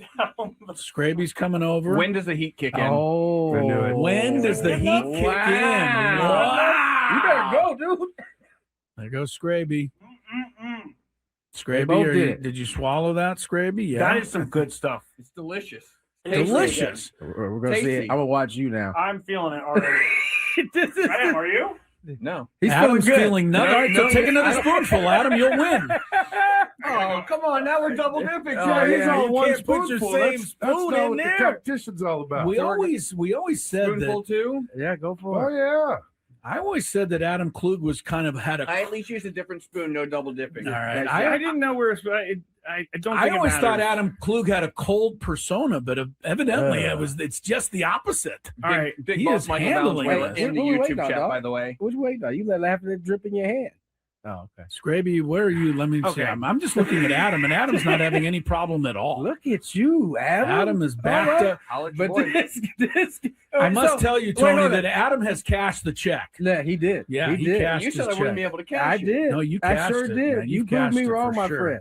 Scraby? I gotta tell you though, this is further proof that whatever we got him with that tie, The tie thing, was yeah, 'cause super weak. this is less than a 10, right? He's over here having a difficult time. You're turning a little red, The tie Scraby. was just as bad. You're turning a this little hit me red. By the way, faster. this is delicious. Oh my God! he's going Taking for another it.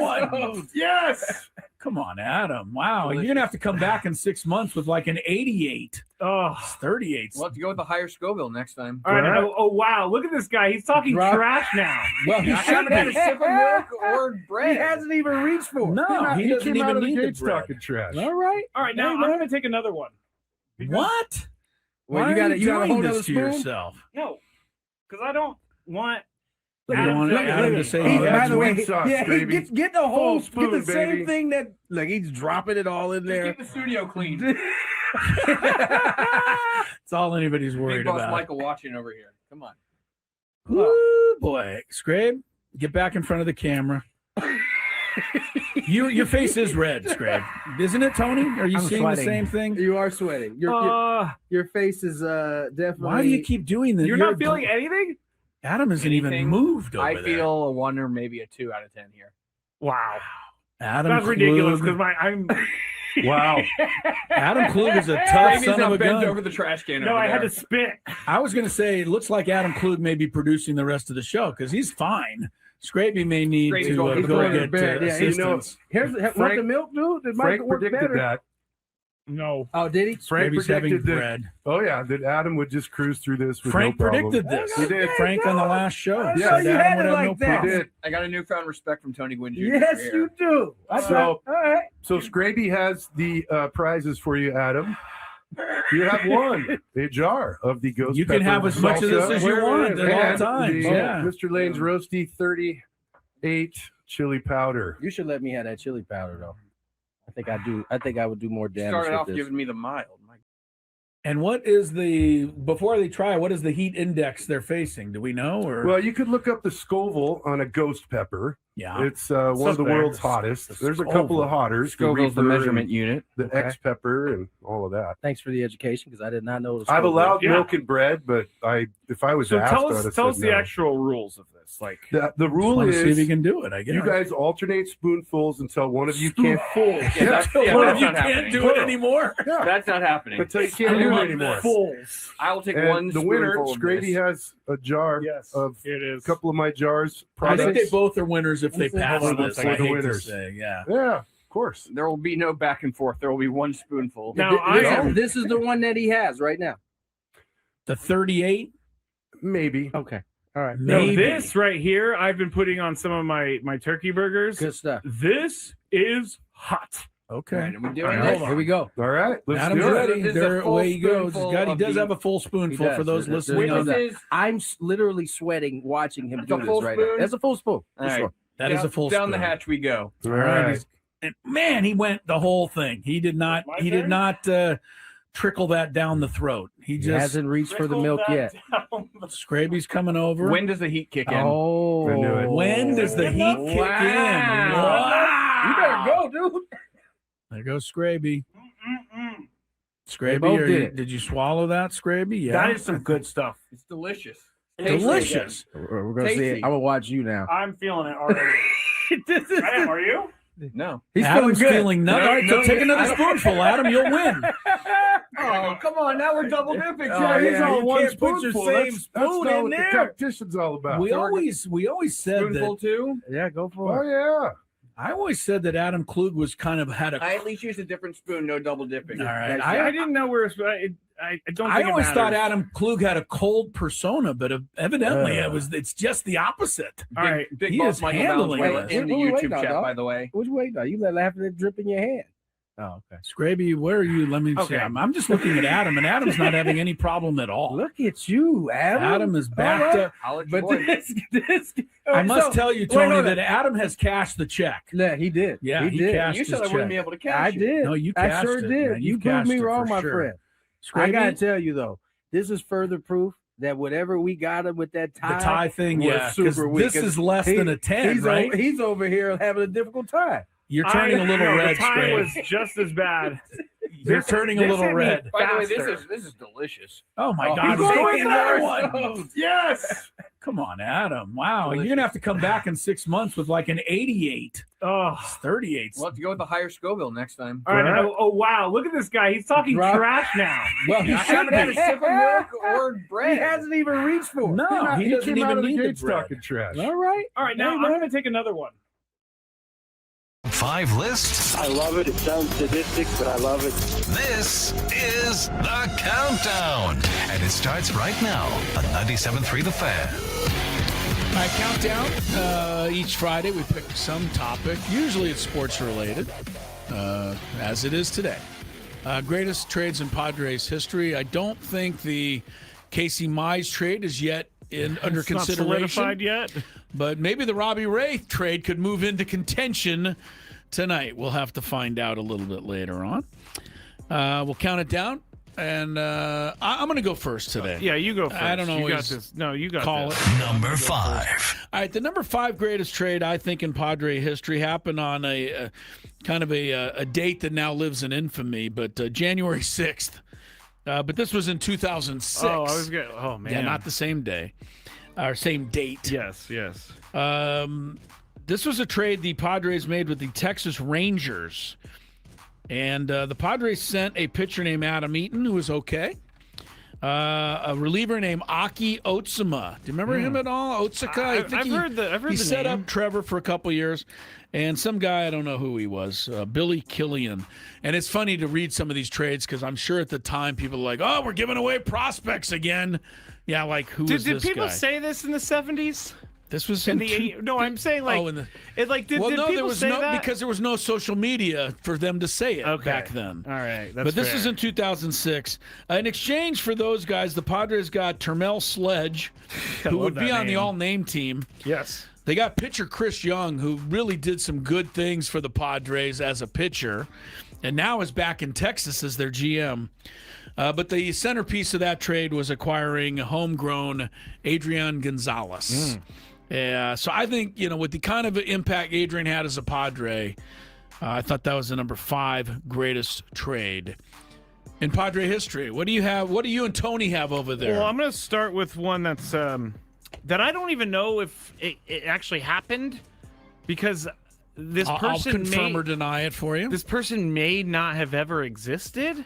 Oh, goodness. According to Pete Crow Armstrong. So we have no idea if this happened. Oh, Chris. true. But the trade of Babe Ruth from the Red Sox to the Yankees on December 26, 1919. Yeah. One of the worst trades in the history of one of the best trades, though, if you're a Yankee. Yes, but if you're the Red Sox, Depends you're which side of that you're on. It was $100,000 payable in 4 annual installments of $25,000 at 6% interest. So this was big money for back then. Oh, yeah. But yeah, Babe Ruth being traded from the Red Sox to the Yankees had the Red Sox cursed until like 2006 or something. 2004. So, yes, it was 85 years worth of curse.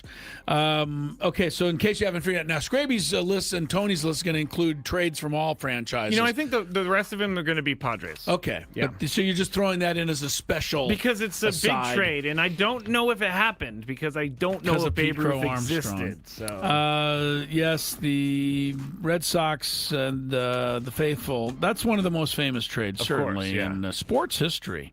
Number 4. All right, number 4, back to the Padres. And this guy is not quite Babe Ruth, but he thinks he is.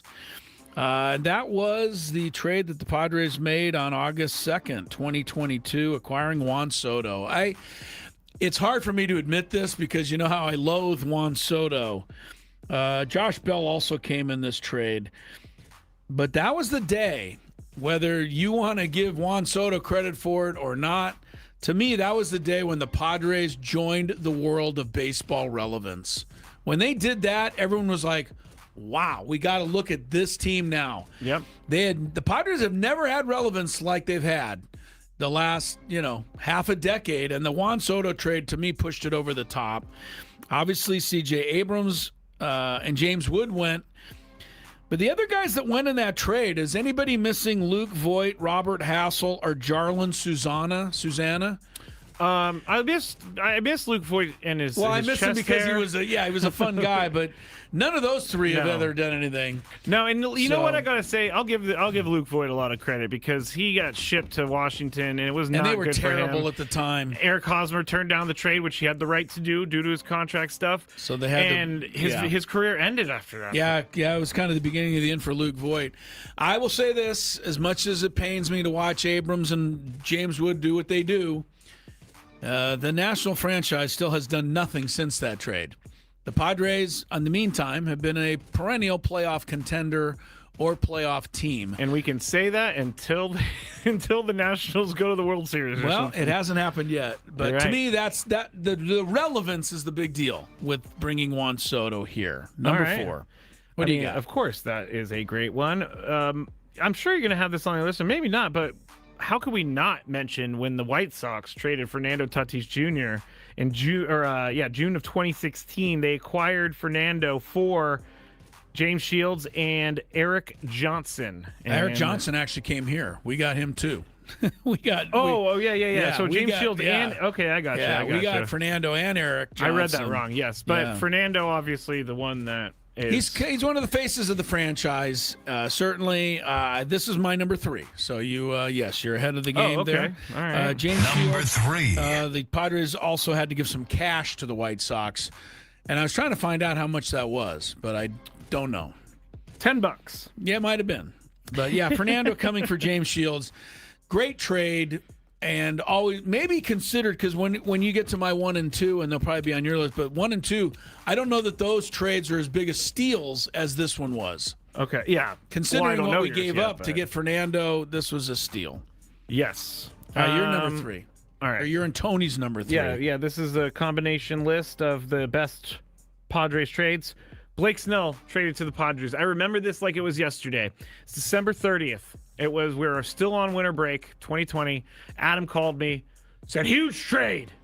Can you and Braden do a show tomorrow? Oh, really? You had to go in and do a show for this fun. one, huh? Blake Snell from the Rays to the Padres. The Padres gave up Luis Patino, Cole Wilcox, Blake Hunt, and Francisco Mejia. The Padres got Blake Snell and a Cy Young Award out of it. So, and basically, the Rays, who are a really good franchise and do smart stuff, got absolutely nothing from any of the 5 players you just mentioned. Luis Patino made it back to the big leagues, but he wasn't very good, and Francisco Mejia faded out too. And, I know you don't want to admit it out there, but I know there were many of you thought the Padres got fleeced in that trade by giving up Luis Patino and all these other guys. Yeah. This is a good exercise. This is a good exercise. You never know. In trade stuff. All right. Number 2? Number 2, great Padre trades. This is the biggest trade in the franchise's history, and it paid off for them handsomely in the end. It happened on December 28th, 1994. It was a 12-player blockbuster. Wow. And I remember the UT put the pictures of all 12 guys, I think, on the front of the sports section. Really? The six who came and the 6 who left. Wow. Those who left were Derek Bell, Doug Brocail, Ricky Gutierrez, Phil Plantier, Craig Shipley, the Aussie, and a pitcher named Pedro Martinez, although not that one. Those 6 players went to the Houston Astros.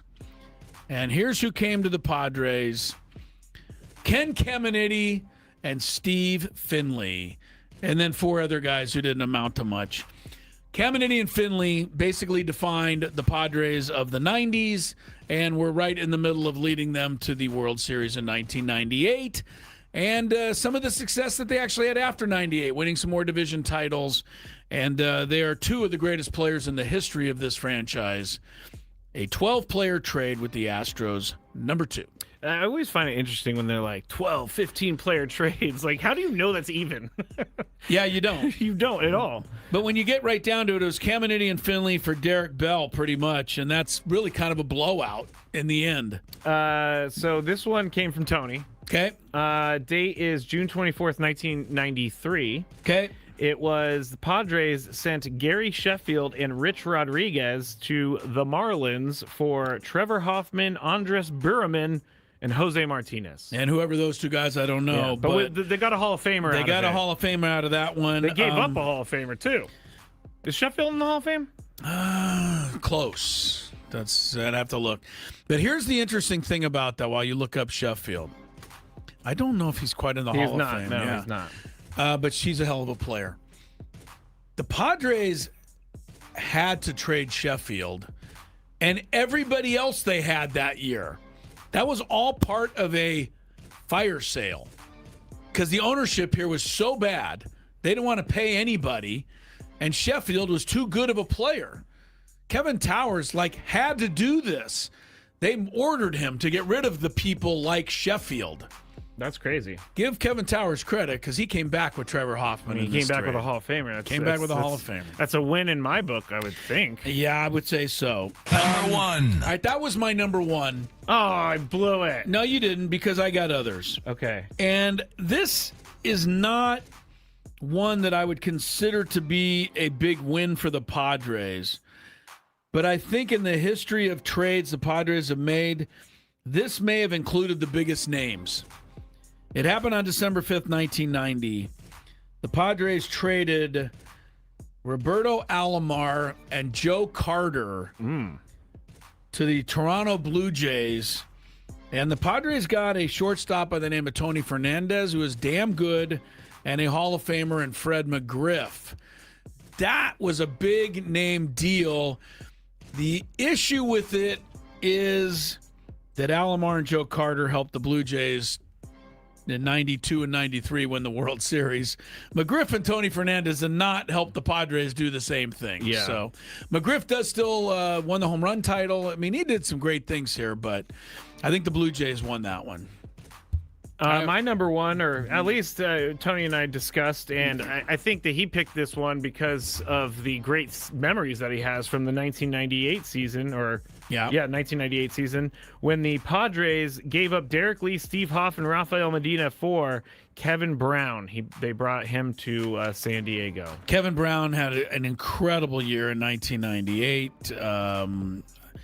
Derek Lee, yes, a couple of other guys left. Derek Lee was a hell of a good young prospect. He ended up posting a 2.38 ERA, 7 complete games, 3 shutouts, and one of the best postseason performances of all time. I would say that as good as Randy Jones is winning his Cy Young and Jake Peavy winning his, even Jake, I think you might get him to at least discuss the fact that Kevin Brown's season here in 98 was as good as any pitcher's ever had for the Padres, or at least any starting pitchers ever had. I mean, you're giving up Derek Lee? That's a big deal. Derek Lee helped the Marlins win the World Series in 2003, so they got something out of it. Yeah, I guess so, but the Padres don't seem to be getting what the other teams are getting, so we need to turn that around. A couple of the best of the rest. Joe Musgrove coming from the Pirates. Yep.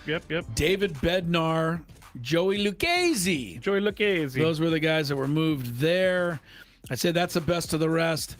And in honor of our guest today, so far, Mason Miller for Leodalis DeVries is a one-sided deal. I know DeVries wins all the AAA awards, but we're getting 30 saves, a 0.75 ERA, and 135 strikeouts and 70 innings for free. I say that's worked out to our advantage. It's pretty good. Here's another honorable mention. Okay. The Padres' second Juan Soto trade.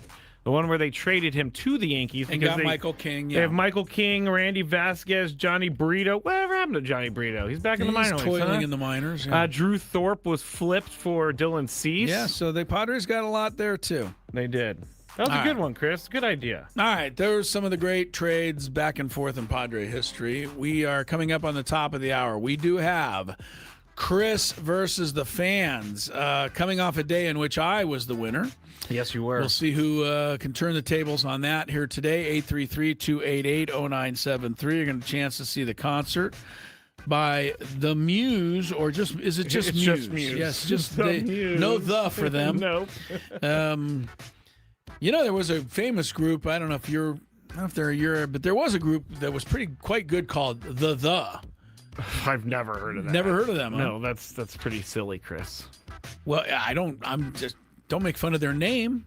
The? Yeah, they had good music. Call them up. They had good stuff. I'm not going to call up the. I'll call them up. I don't want to. But you'll have 2 tickets to see Muse. Somebody in the chat enlighten him about the. They're a real group. You think I'm just making it up? I'm not. I didn't think that. Muse will be at North Island Credit Union Amphitheater August 29th.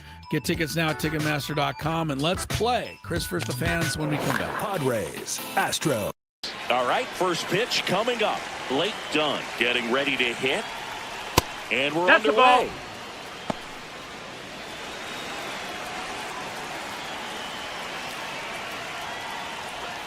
Gets him to chase after that one.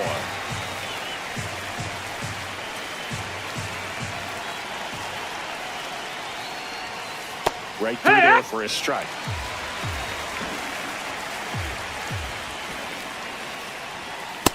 Really good take, especially with 2 strikes. And that is downstairs. And that's ball 3.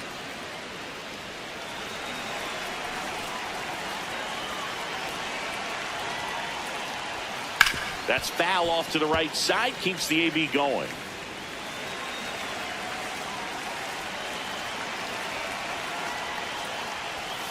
Swings and misses. 1 away. Here's the lineup for the Reds.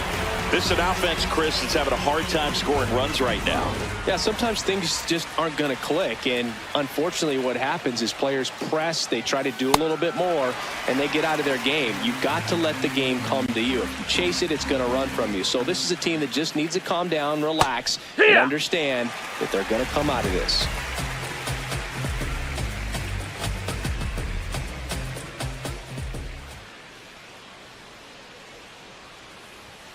Strike 3, and that's 2 in a row. Now he's challenging the called strike. Well, there appears to be no problem settling in on the mound out there today. It looks pretty tough to start this one, punching out the first 2 hitters of this ball game. And somebody's going to have to put the bat on the ball, put it in play, and get something going. Sal Stewart, the next to hit, takes outside. That one close, ruled a ball. And the count is 2-0.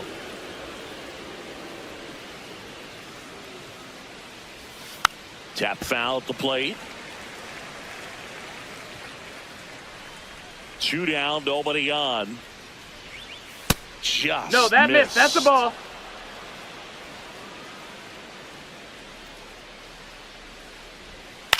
Now a pop-up on the infield. Tatis. And that is that. Fernando Tatis Jr. to hit here. He's already set a new career best for stolen bases in a season, Chris.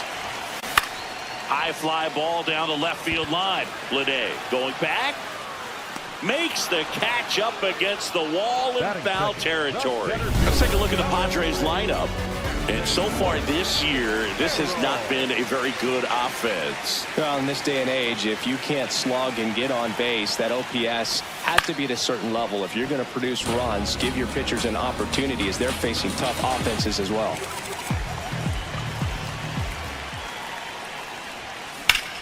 Fly ball, pretty well struck right field. Carrying well. Out of here. A solo shot. The Padres score first. It's 1-0. You can't ask for a better start than hitting a home run in your first at bat to give your team the lead. 1 down. Next for the Padres, Ty France. Rips one to left. That's a base hit. And the Padres have a man aboard with 1 out. Batting fourth. Nice line drive to the pull side right there, but he didn't spin off of it. That's the key. You still have to extend through the baseball in order to hit a line drive like that. Manny Machado up to the plate. Swings and misses and 1 down below the zone.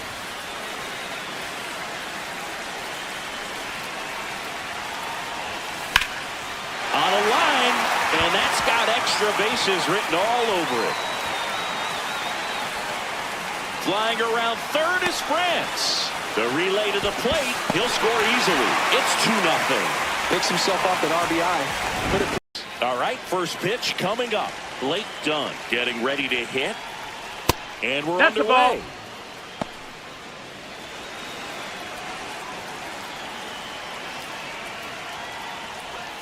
Gets him to chase after that one.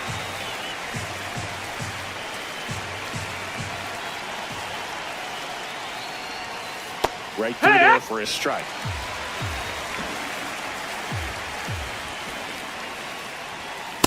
Really Ball, good that's take, up. especially with 2 strikes. And that is downstairs. And that's ball 3.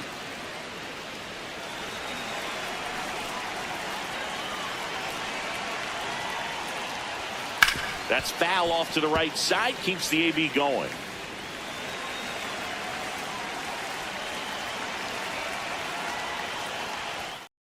You know, 4 o'clock. Going to play Chris for the fans. 833-288-0973. Chance to win tickets to see Muse. Did anybody clue you in on the yet? They just said 80s band. Yeah, they weren't bad. But they were real. I think you thought I was just making it up. I didn't. Oh, okay. I would assume that a band would be dumb enough to name themselves that. They were. So we'll get to this in a second. All guests join us on the SDCCU fan hotline, not Big Bank Banking. It's better. That's where Mason Miller joined us earlier, Padres closer. You'll have a chance to hear that reprised in the 5 o'clock hour. We also just finished our countdown, which I think was a fun look back. Some of the great trades in the history of the Padres. But Scraby, I think correctly so, ducked in the most famous baseball trade of all time, Babe Ruth going from the Red Sox to the Yankees. And I told you there's one little strange thing about that trade. The owner of the Red Sox then was a guy named Harry Frazee, I think. He sold Babe Ruth to the Yankees. And you said, what was it, $100,000? Yes. Which was a ton of money at the time. Ton of money. But he needed to do that to finance a Broadway musical he was producing. And it's always been commonly thought that the name of that musical was No No Nanette, which is a bit of a famous musical. But actually, it was another musical called My Lady Friends, which was later adapted into No No Nanette. I'm only giving that because most people will tell you, oh, yeah, it was for No No Nanette. In a roundabout way it was. Just to clear everybody up. Man, you don't care about that. I'm so happy that we just cleared that up. I'm just so happy. Again, Scraby, I have 3 letters for you. I don't know what they're going to be. OCD. I have to have things correct. See what I mean? What happens the rest of the time then? I know. It doesn't always show up. I'm full of great jokes today, You're everybody. hilarious. I'm full of great jokes.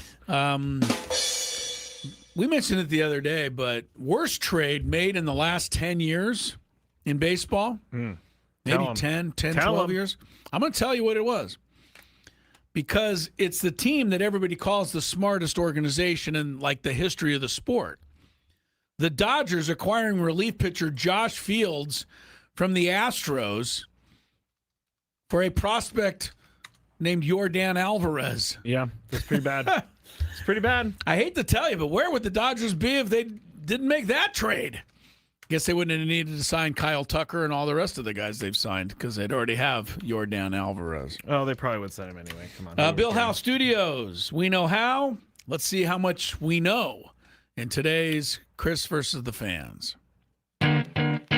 If you had one shot, one opportunity to take down the human almanac himself, howdy do. Now is your time. Listen to me, this guy is dangerous. Now is your opportunity to win a prize. Well, I hope you know what you're in for. Chris versus the Fans starts now on 97.3 The Fan. I would like to tell you that you were incorrect about something earlier. Really? Yes. All right. Wouldn't be the first time. Kevin Towers Oh, he didn't make the Hoffy trade? No. Ah. Randy Smith. Oh, okay. Good. Yeah. Give But Randy he the credit. was hired in the middle of the year, it seems like. No, yeah. You know what? I threw that off the top of my head, Kevin Towers. I did not research that, so. Yeah, Randy appreciate Smith somebody, was hired on June 9th, 1993. So he got in there and he got right to trading. No, Randy Smith was pretty good GM, actually. I ended up working for the Tigers for some years afterwards. So, yeah. All right, good. All right, we're going to be playing for the Muse tickets. I keep saying the Muse now that Chris said the Muse, but we'll play for those. The rules, you have to make it through 3 questions. Each question will get more difficult as you go along. If you get the question right, you move on. If Chris gets it right, oh, man, you would think I knew this. If you get the question wrong and Chris gets it right, you're eliminated. But if Chris gets it wrong, then you move on to the next question or you win. If you're a first-time player. Or was it yesterday? Contestant. Somebody called in and said they were a first-time contestant. I'll take anything, any of those. I love it when people yell that at me. Yeah. You get your question for free. Today has not been my greatest I think you've been day. on it. This is compared to most days. Really? Really? You think I've been on it? Yeah, you're good. All right. Well, I'll take it. Now, let's go to our first contestant. We're going to go to longest holding caller is Wyatt. Hello, Wyatt. Hey, Wyatt. How's it going? Pretty good. Pretty good. You ready to play? Absolutely. All right. Question number 1. Which NFL franchise does not do their training camp in their home state, but instead they do it in Oxnard, California? Isn't it in Thousand Oaks or is it Oxnard? It's Oxnard. Okay. Used to be Thousand Oaks. Yes. I guess since this isn't number 1, I'll say they beat the Texas Heat. Yeah, that's a tough question for number 1. Is this Dallas, the Cowboys? Yeah, the you Cowboys got it. is Wyatt, correct. good for you. You got it. Scraby, I think. I don't think that's a. I mean, we talk about it all the time. That's a tough one. We talk about it all the time. Cowboys do train out here. That is true. Since Most teams 1963. used to. Yeah, but most teams used to train elsewhere. Now they all figured out how dumb it was to fly all over the country just for training camp, and they do it closer to home. Okay. But not the Cowboys. Not the Cowboys. I mean, it is hot in Texas. The Raiders, when they were in L.A., used to do training camp in Oxnard. The reason I know that is they said to drive out there every couple of days and do stories. Really? It was way the hell out there. Okay. Yeah. All right, Wyatt. Here we go. Question number 2. Which of the tennis Grand Slam tournaments occurs last? I think it's a fair question. All right. Is this a 2? Yes. Okay. Do you know the tennis Grand Slam tournaments, Wyatt? Are you a bit of a tennis fan at all? I am not a tennis fan in the slightest, so I'm not even going to even bother to try and cheat and look it up. You can't name the name of a. I know, but I'm asking him if he can name the name of a tournament, because if he passes, I'm going to get it. So I'm trying to give him a shot here. Just name a tournament. Well, I appreciate you trying to help, but, I'd rather give this one to someone else. I took a tennis class in college, and I, flipped on a banana peel, I swear.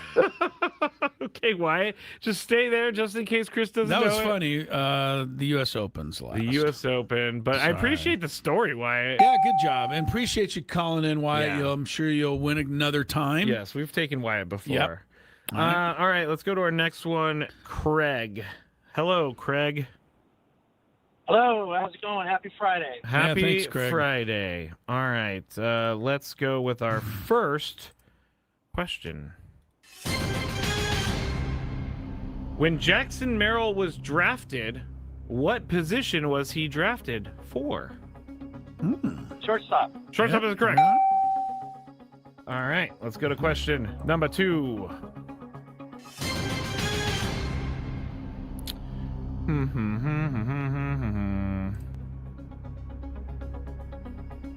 All right. I don't want to ask that question. I'm sorry. All right. Which team won the 2014 FIFA World Cup in Brazil? The reason I asked this is very famous, Chris. It is? Yes. Brazil. Stay there. Stay there. Very famous. It is, and I'll tell you why in a second. Well, it can't be too famous. I don't know what the hell you're even talking about. Argentina? I don't know. Argentina is incorrect. Oh, good for you, Craig. You stay alive. Why was it famous? Because Germany beat Brazil at home 7-0 or something like that. Oh. Like in the final. That was a big deal. Wow, famous. Okay. Just because you don't know doesn't mean it's not famous. True. Okay. Let's go to question number 3. But Craig didn't know either. So. Well, Craig's the contestant. He's not the guy the game is based after. Okay. Here we go. Question number 3. On to the title, Craig, for you, hopefully. Who was the last Padres manager to win a division? Division champion? Yeah. Last Padres manager to win their own division. Wait a minute. So win the pod? Wait. All right. To win the West? Buddy Black. Bud Black. Oh, Bud Black. Not Bud Black. Stay there. Well, I don't like the way you worded this. Why? Because the last Padre manager to win their division. What do you mean, like the Padres? Well, I'm just saying, who was the manager? I'm not gonna, because when they came into the league, were they the National League West? Have they been the National League West since 1969? Yes. Okay, well then, who was the last managers to win the National League West? For the Padres. For the Padres. So who was the Padre manager the last time they won the NL West? This is not that hard. I don't know. Was it? They haven't won. They've only won 5. We already did that. Bochy. Oh, I'm sorry about that, Craig. Was that a 3?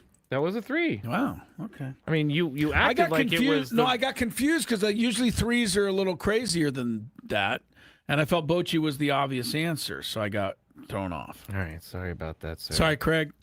Give me next longest holding caller. We got 2 guys at the same point. Give me a 4 or a 5.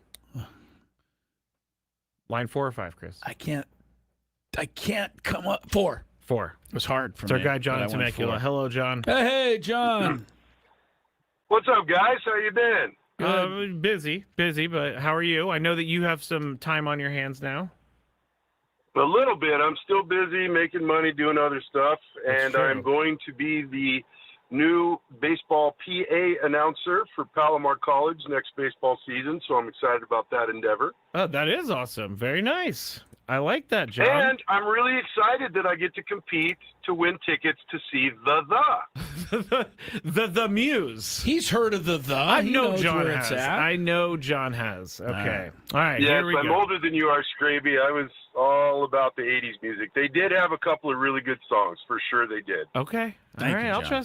trust you. John's in the music. You didn't trust me, but you trust him. Because John's an authority on the music, okay? Apparently. John, what is the name of the pause in between the top and bottom of the 7th inning? The 7th inning stretch. Thank you. You know what I mentioned earlier that what was it that I said from baseball that has gone the way of the dodo bird? Oh, the stirrups. Nobody wears stirrups anymore. You know what else has gone the way? The 14th inning stretch. The 14th inning stretch. Yes, they used to have it, but games never last that long anymore. Is that true? That is very true. The 14th inning stretch. Yeah, people were all about it, huh? Yeah. Okay. People needed a stretch at that time. Did they now? Yeah. All right. Here we go. Question number 2. All right. Manny Machado is coming up on a home run milestone. What number is he about to reach? 350. 350. I think you already hit that one, John. Sorry to say. I think 400 would be next for Manuel. I'm sorry, John. Sorry, John. Always great to have you on, though. You are the man. And all right. I'll the talk hot to you soon, sauce John. is to die for. What can I say? Yes. Thanks, John. You Good should let him talking win to you. a little bit more. By the way, Fernando's only 2 short now of Nate Colbert. When he passes, I'm sorry, not Nate Colbert. No, wait. Nate It is Nate Colbert. Yeah, Nate Colbert Nate's was second. Yes. Fernando's third. Yes. So, yeah, Fernando needs 3, And then it'll be Manny Fernando 1-2 on the Padre list. That is kind of crazy. I mean, 2 guys in the last 10 years. Yep. All right, let's go to Josh in Carmel Valley. Hello, Josh. Hello, hello. Hello, hello. Are Hi, you ready Josh. to play? Good luck to you. Yeah, I'm ready to play. All right, here we go. Question number 1. Haven't had any first-time contestants today. What? This is an easy one, I think. Or let me start this over. Which NFL team was the last to go undefeated in 1972? How about the only team? Yeah, the Miami Dolphins. There we go. We give the guy the prize right there. Oh, just everything? Just saying the Dolphins. It's nice to know they are the answer to something. Yes, they were, Chris. Yeah, there we go. They were Question relevant number 2. for a time. All right, let's see here. Ooh, this is going to be open for either of you. What is the highest belt you can get in Taekwondo? What color? Yep. A black belt? A black belt is correct. Who didn't know that? Nice job. Me? You didn't? I didn't do Everybody karate. knows a black belt's like the big deal, I except didn't for do- you, I guess. I didn't do karate. I didn't either, but I know a black belt was... Anyway, good for you, Josh. One more for the title. Here we go. Question number 3. In the NFL's strike-shortened 1982 season, who became the only kicker in NFL history to win MVP?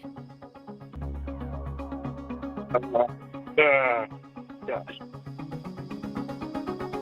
1982? How sad of a season was that? I know. Kicker. He does not know. He's going to pass. I got bad news for him. You remember this? There's a straight-on kicker named Mark Mosley. Oh, my goodness. For the Washington pre-Commanders. Yes, the Redskins. I don't know. He say hit at like the 4 time- game-winning field goals. There was actually another guy who was a quarterback/kicker who won MVP in 1970 named George Blanda for the Raiders. I remember George Blanda. I didn't realize he won also MVP, was though. a kicker. I mean, a But kicker he wasn't as a your full- MVP? What are Well, we he doing was, here? yeah, George Bland at least played some quarterback What also. are we doing here? How about that, by the way? How crazy is that? Quarterback, kicker. Now coming in to attempt the 49-yard field goal to win the game. Tua Tagovailoa. Well, I thought it was like, how silly does that sound now? It sounds really stupid. Yeah, George Blanda Cordell did both. Stewart, I was always a big fan of. Oh, that's true. Slash.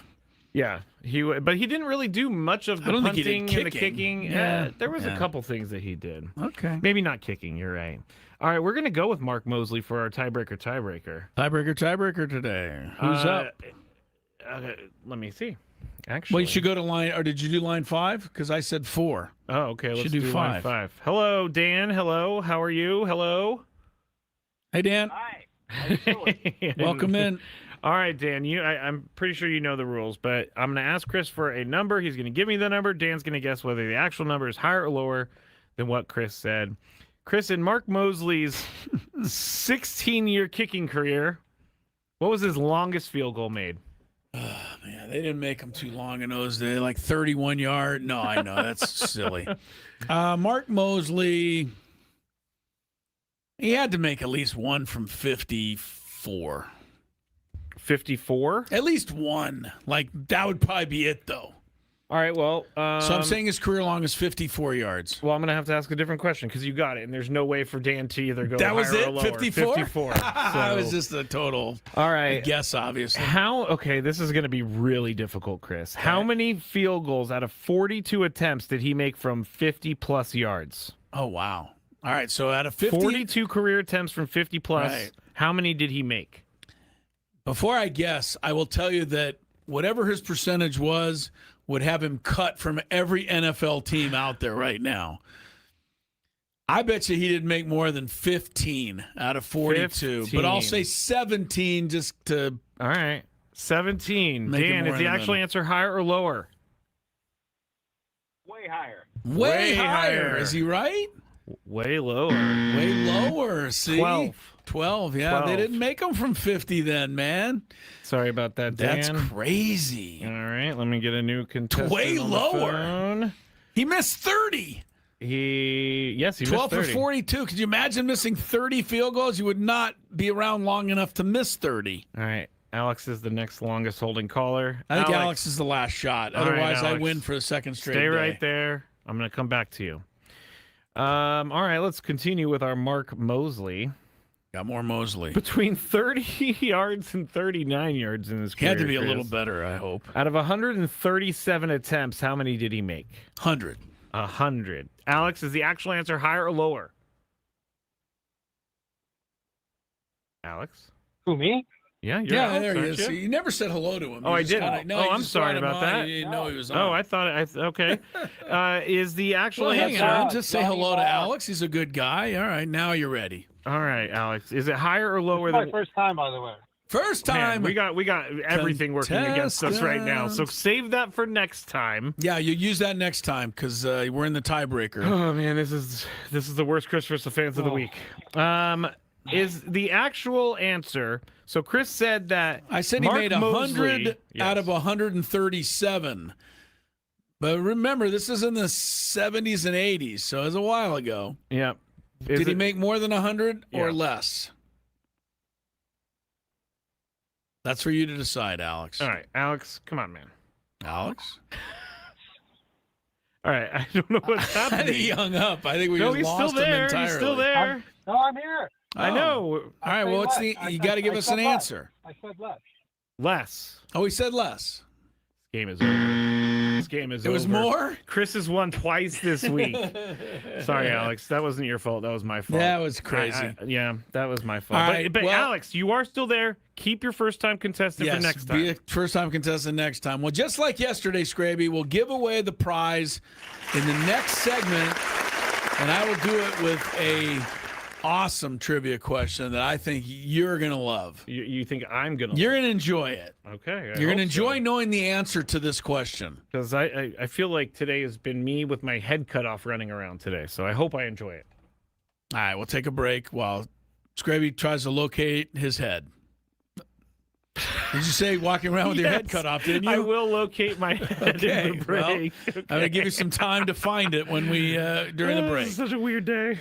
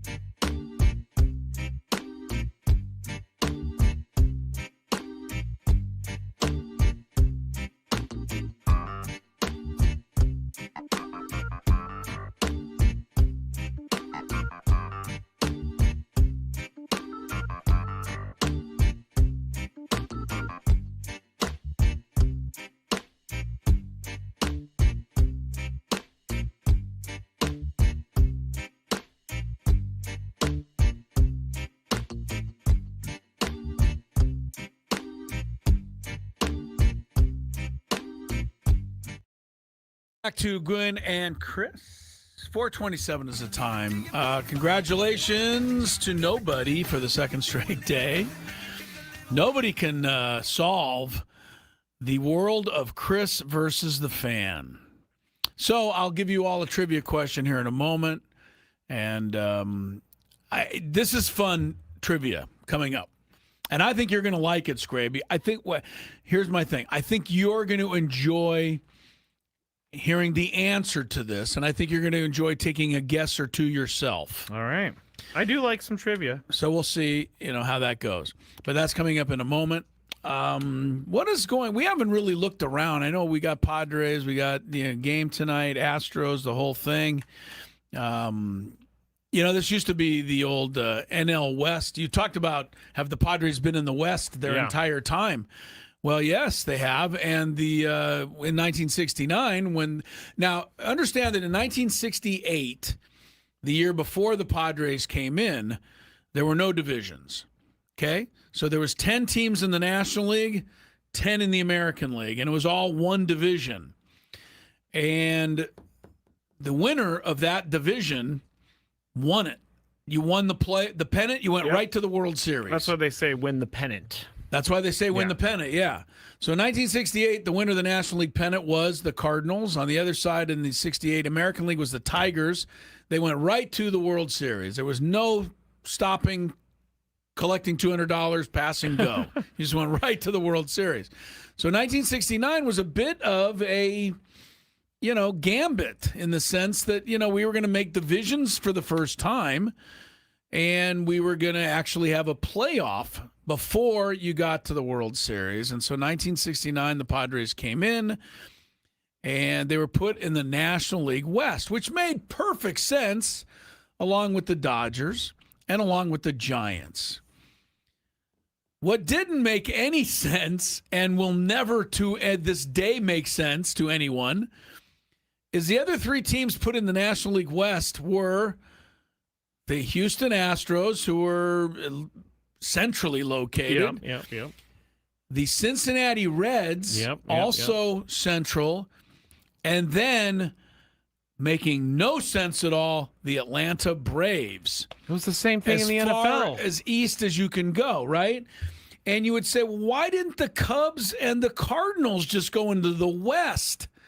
They're much closer. But I think there was a big problem. The Cubs and the Cardinals both felt that their bigger fan bases were east. So they wanted to be in the east, so more time. It was something to do with the start time of games. They didn't want to be out on the West Coast so often playing games. So the Cubs and the Cardinals were like, no, they were really adamant about not being in the Western Division, and they won out. Evidently, they had more power or whatever it was. Cubs should have, put lights in their park first. Right, the Cubs didn't have lights. They were playing Remember night that? games, so you can't be controlling. Do you know when they things, dated the first Cubs game with like lights? 86 or something? 8/8/88. 8/8/88. It's an easy way to remember. That's a good way to remember. And I believe the first game was rained out. And people said, that was the good Lord's way of telling the Cubs they should have never got lights. But that's funny. Yeah, right. So the Cubs and the Cardinals went east. They won, so there was no one else. The Braves, the Astros, and the Reds were like the next closest. Because the East Division was really east in Montreal, Philadelphia, Pittsburgh, New York, and then the Cubs and Cardinals. So they were in the East. So anyway, the very first year, the Braves won the West. Go figure. The Mets, the Miracle Mets, won the East. And the first playoff, the Mets took down the Braves. The West Coast Braves. Win the World Series. Wow. But, yes, the Padres were in the West. But the Padres and Astros, what I was going to finally get to in a long-winded way, was that these were two Western Division rivals for years and years and years. And one last thing about tonight's game, it is a rematch of the very first Padre game ever played in 1969. The Astros were the opponent. Okay. There you have it. Wow. Enjoy that bit of trivia, but that is not the question. What is the question? 833-288-0973. I love stuff like this. I think you will too, Scraby, but you will just kind of guess for fun.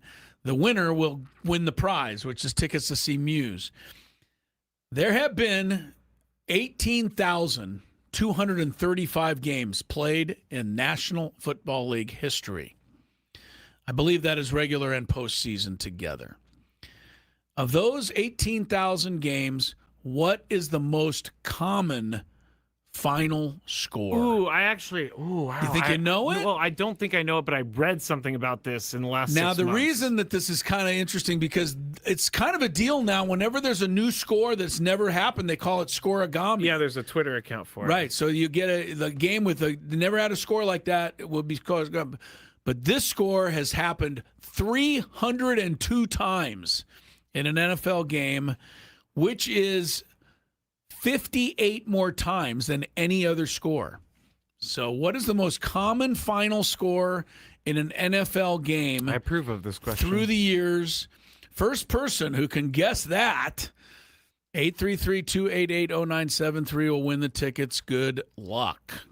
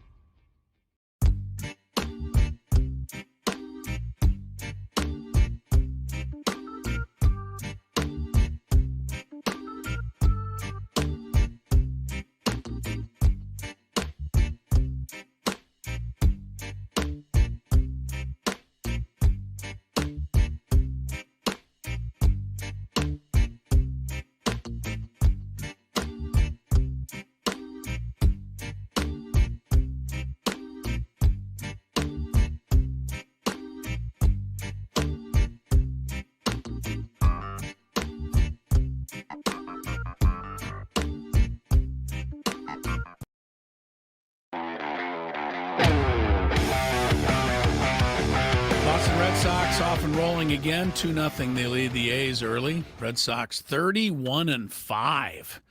Speaking of the Athletics, they fired their general manager today. If you can name him. I can't. I read the article. I know, exactly. But whoever was the general manager of the Athletics, you talk about working with both hands tied behind your back. You got the worst owner in, well, maybe the worst owner in the American League. True. Dick Montfort's always going to give you a run for your money. That is true. But, yeah, I think once the Athletics get moved into Las Vegas and everything, you know, that GMs there will have a better chance. Leo got the question right.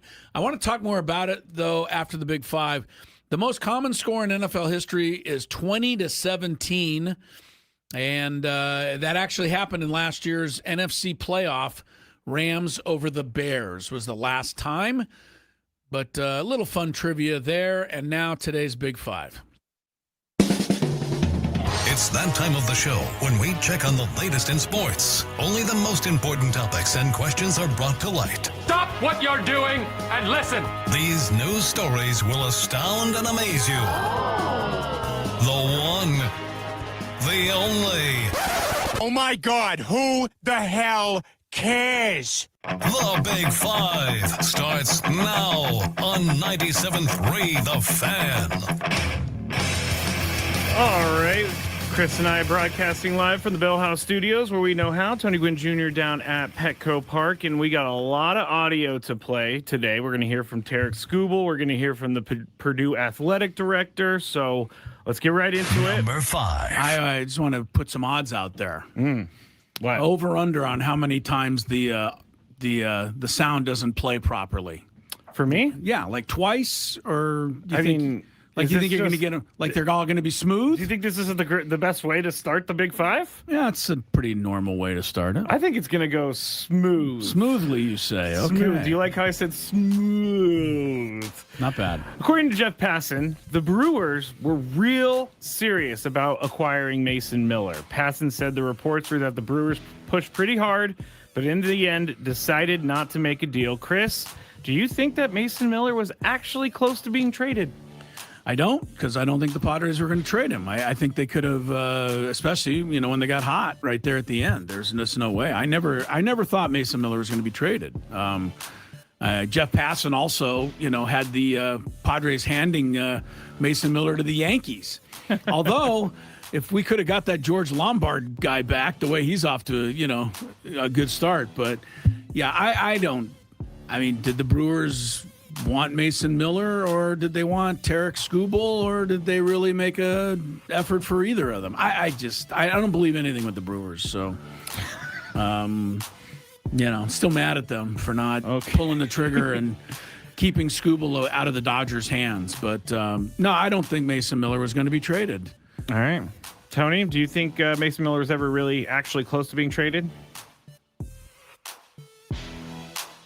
No.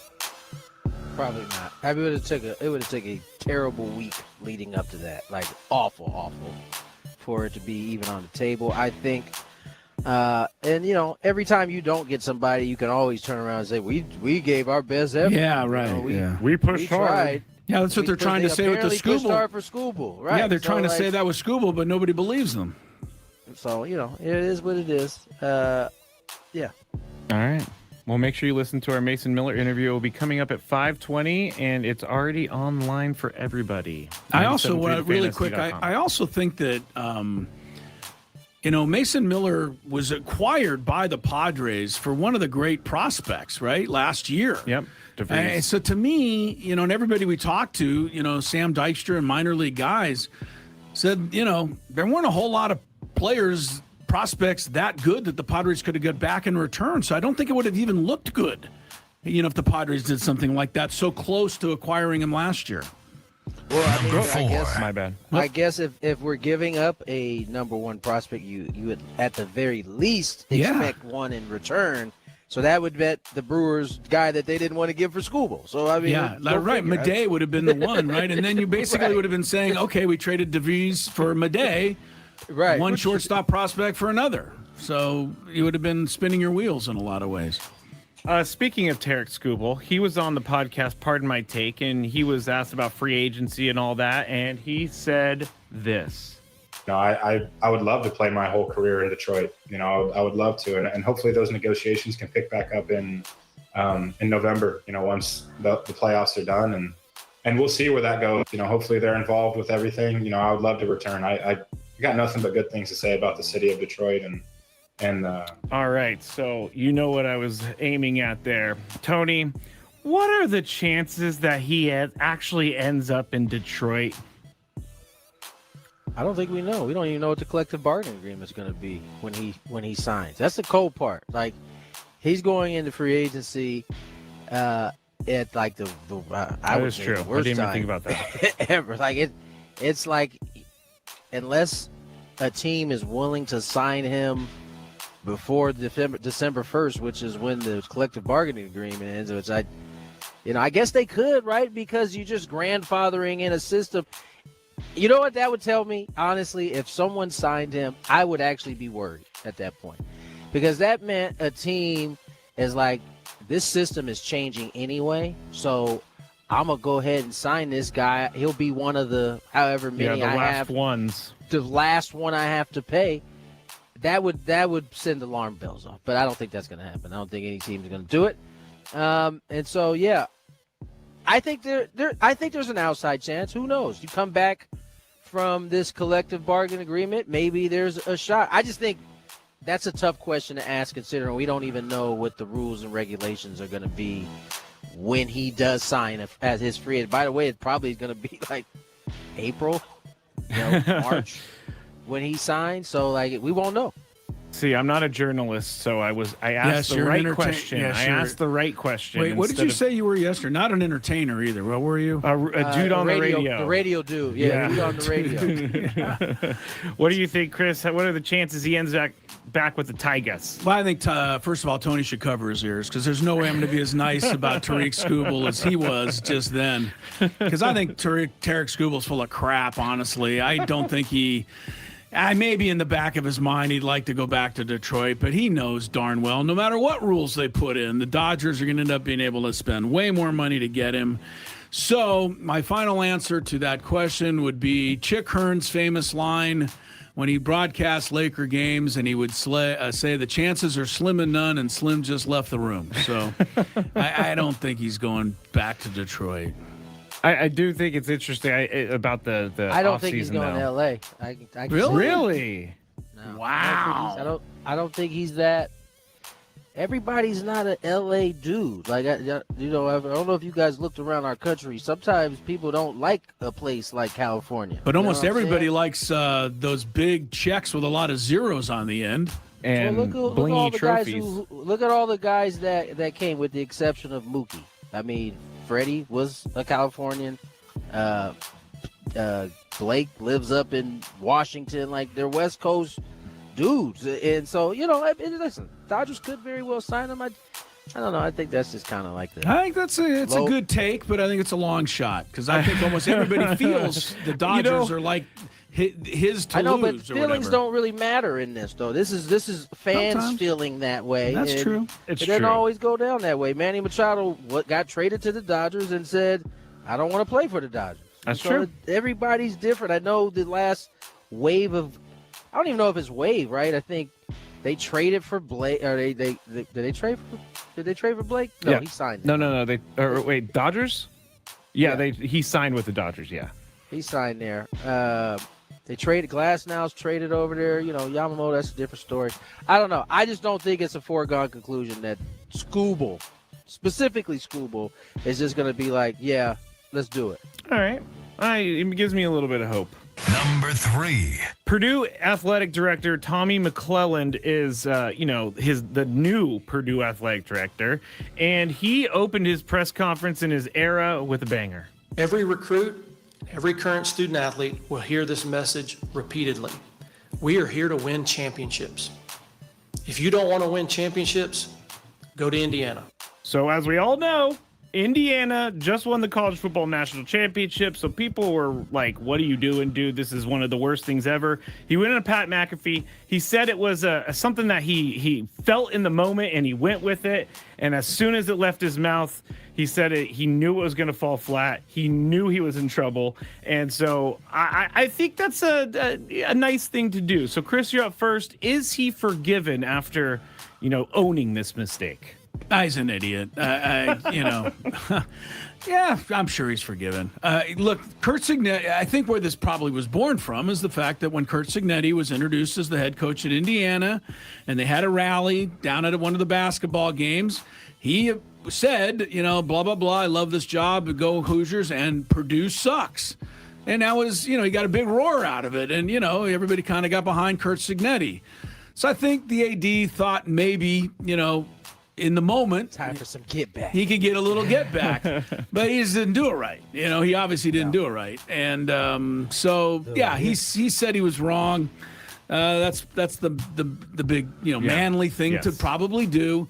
I mean, it wouldn't hurt if you're going to say something like that if Purdue had ever won a championship in anything. And I with all due respect to my Boilermaker fans out there, unless there's a Tiddlywinks title banner hanging somewhere that I don't know about. Yeah, I don't remember Purdue ever winning anything. I heard they won the underwater basket weaving gold medal. Maybe, yeah. UBW title. Tony. Or UWB. Underwater basket weaving. Yeah, yes. Whatever, yeah. Tony, is he forgiven since he owned the mistake? Yes, he's forgiven. It was just a not even heat of the moment. He just got lost in the sauce there. It's all right. He knew it immediately. I like the way Tony says it. He got lost in the sauce. He did. He was feeling it. He was feeling good. He was, trying to make his pitch, and it just went too far. And then, but he owned it. He didn't double down, which is, the new thing to do. Yeah, that would have been. Then he would have been taking a lot of heat. That would have been all she wrote. So, yeah, I think he can bounce back because he actually owned his mistake here. Yeah, and he also, I think he should have taken another 5 minutes to compliment the greatness of Pat McAfee before he started taking questions there. Okay. I love you, Pat. I'm so excited to be on, he said. Yes, if you watched the clip, missed it, yes, that's what he says. That's what he says. Hey, how is that any different from when you bring on anyone on the show? No different. Okay, that's why I recognize it.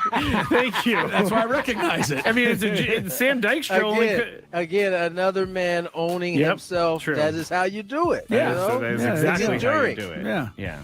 Number 2. Geno Smith, the Jets quarterback, has been wearing red contacts at practice for the first time in his career to help with glare issues. He said he first heard about this from Santonio Holmes when they were Jets teammates. He said he spoke to some eye specialists, and they suggested them to him. I put up a picture on the screen. You can't really see that they're red, but it is weird. I will admit that. Tony, do you think this will make him an MVP? MVP? What? Tony almost said a bad word. Tony almost said a bad word. What are you asking? Is he going to come an MVP because of red contacts? Yeah, because of red contacts. Nah, man. If he does, whoever owns that company is about to blow. Yeah, they're going to be rich. They're going to be filthy. Yeah. That was a crazy question right there. I don't think he's got red contacts now, so that, he's going to play so much better. It's a yellow tint on the field. He's not going to throw as many interceptions. That was the explanation for last year. Chris, is he going to now win MVP? Well, I'm going to just ignore the question. I'm going to address some of, what we're talking about here. And first of all, being able to see and being able to feel comfortable, I think would probably help his quarterback play, or at least put him in a frame of mind where he's going to feel a little better. If somebody's trying to sell it to him by saying, hey, you put these on, you won't throw an interception, I think we all know how stupid that probably is. And, look, Geno Smith, he was kind of a punching bag for a long time, but the guy came up and had a great year a couple years ago in Seattle. Now he's put himself in a situation where maybe all the contact lenses in the world can't save you because you're in the Jets organization. That's a good point. But I mean, Tony, I think if somebody gave Tony some sort of something, just made him a little more comfortable in the batter's box, whatever it is, I think he'd be willing to try it.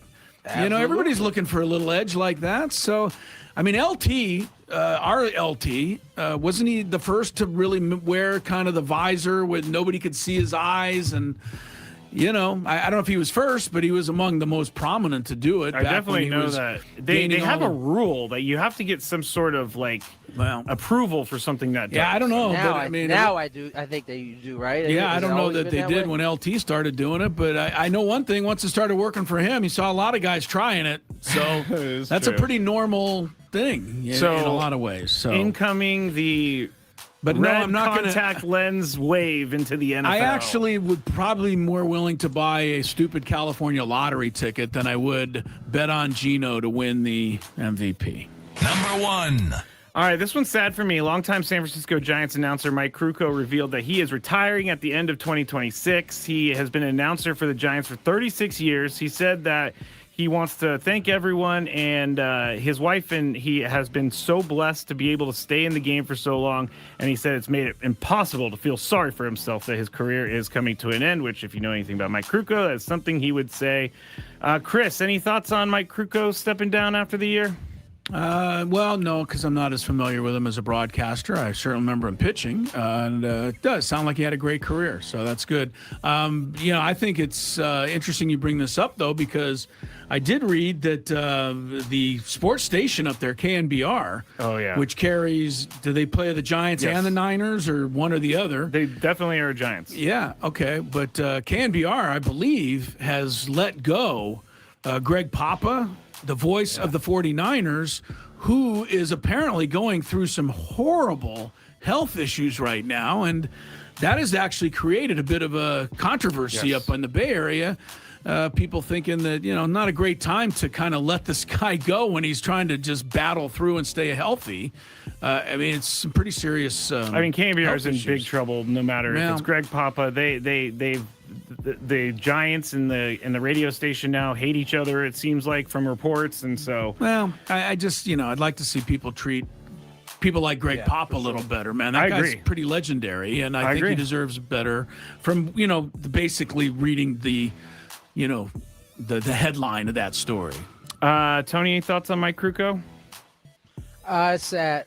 Krug is a treat to be around. I mean, him and Kipe together are just gold. Those two gentlemen are why you have Mark Grant. Yes. The way he is. Yes. They were like his big brothers. They treat him like they were his big brothers too. It is funny to watch. But yeah, man, Crew is he's a good soul, man. I wish him well as he just goes off to do whatever else he's gonna do now.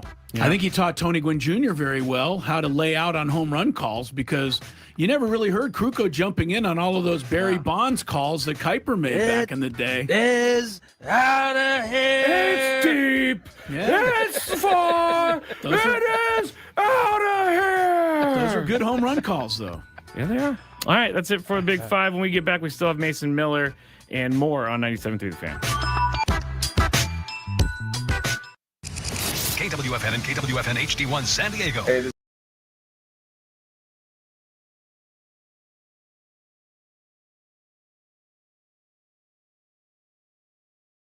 The gondola pulls in. Yeah. It goes very slow. So last night the bus was to leave for the airport.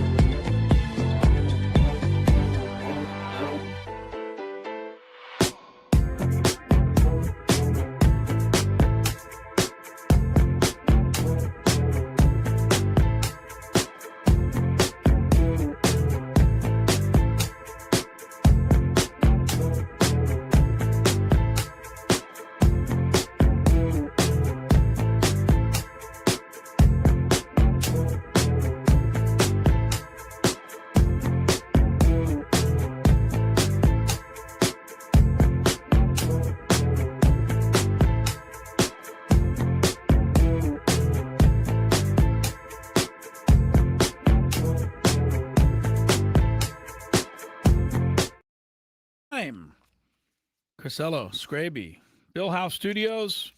We know how. Tony Gwynn Jr. at Petco. He and Jesse have the call after Sam Levitt's pregame show. We can't do anything until you have Sam Levitt's pregame show. I mean, what do we? Yeah, right? We can't. Nothing can go on. As a matter of fact, usually the game is more of an afterthought. It is. Everybody just waits. Yes, people want the pregame show. Sam's coming up in about 35 minutes. All guests on this station join us on the SDCCU fan hotline. Not Big Bank Banking, it's better. Mason Miller, Friar Friday.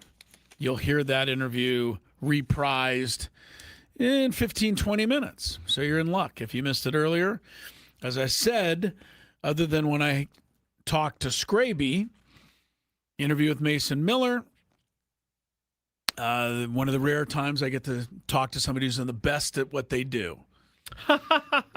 So I'm excited by that. He is the best at what he does. He is the best at what he does. Yes. All right. Did we say that Leo won the prize or no? Yes, we did say we Leo did. won the prize. Leo yes. got it. It was 20-17. Yeah. Is the most common score in NFL history. It's happened over 300 times. We'll have a little fun with that in the next segment. We'll also have Mason Miller in the next segment. But a couple of things to catch you up on today out at the ballpark. Craig Stammen. Was it? Yeah. Stammen? No. On the morning show? No, sorry. Eric Grupner Yes. on the morning show. Yes. Eric Grupner is the president of the Padres, CEO. Yes, he is. All-around good guy.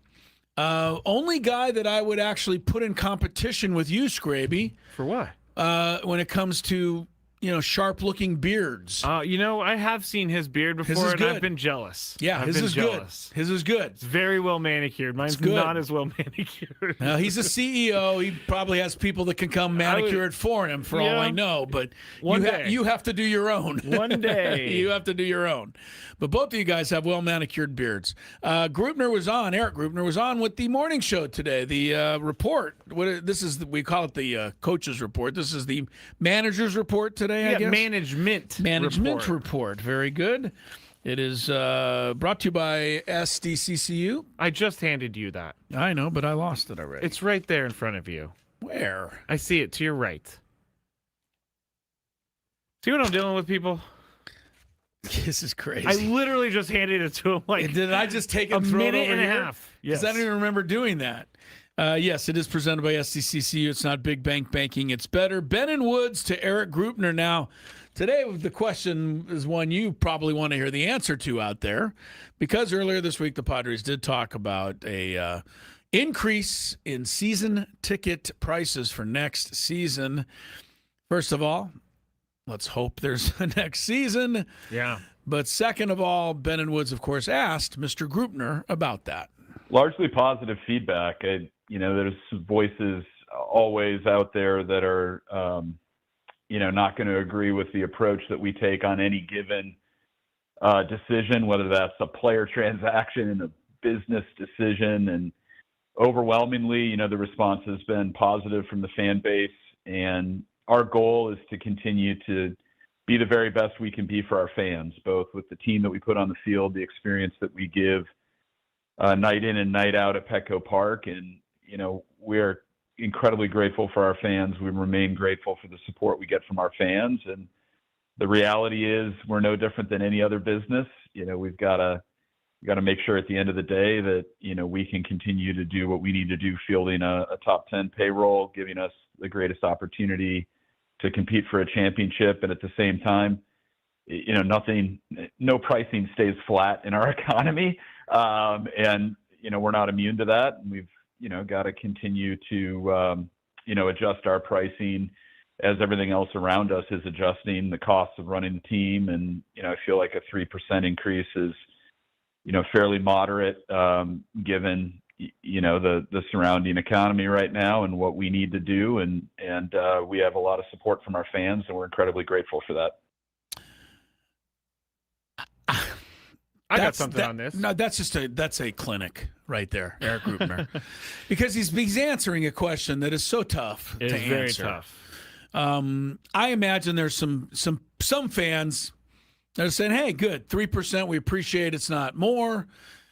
hard to believe that a lot of people are like, clamoring to congratulate the Padres on the fact that they're raising their prices. So no one we have does to take it that. with a grain of salt, but he does a great job of answering that question. I couldn't do it. No, it would be I'd tough. be like, it would be tough. Sorry, that's just what you got to pay. So, send the money in. I actually talked to someone. He does a really good job at answering those questions. That's why he's a CEO right there. Good I actually stuff, talked Eric. to someone last night about like sports and why the Padres are raising ticket prices and all this stuff. And they said, you got to think those hot dogs cost more. Those buns cost more just because of the economy that we live in today.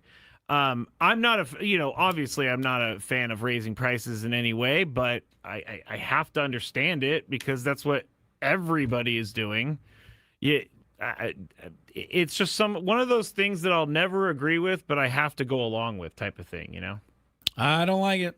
I don't like it either. I wish, like I said earlier, I said yesterday, I'm in a dream world, but wouldn't it be something if the new ownership could just come in and just wave a wand and go, we're just not going to raise the prices. Our first year, we're coming in, we, just taking it on, we're just going to be really cool.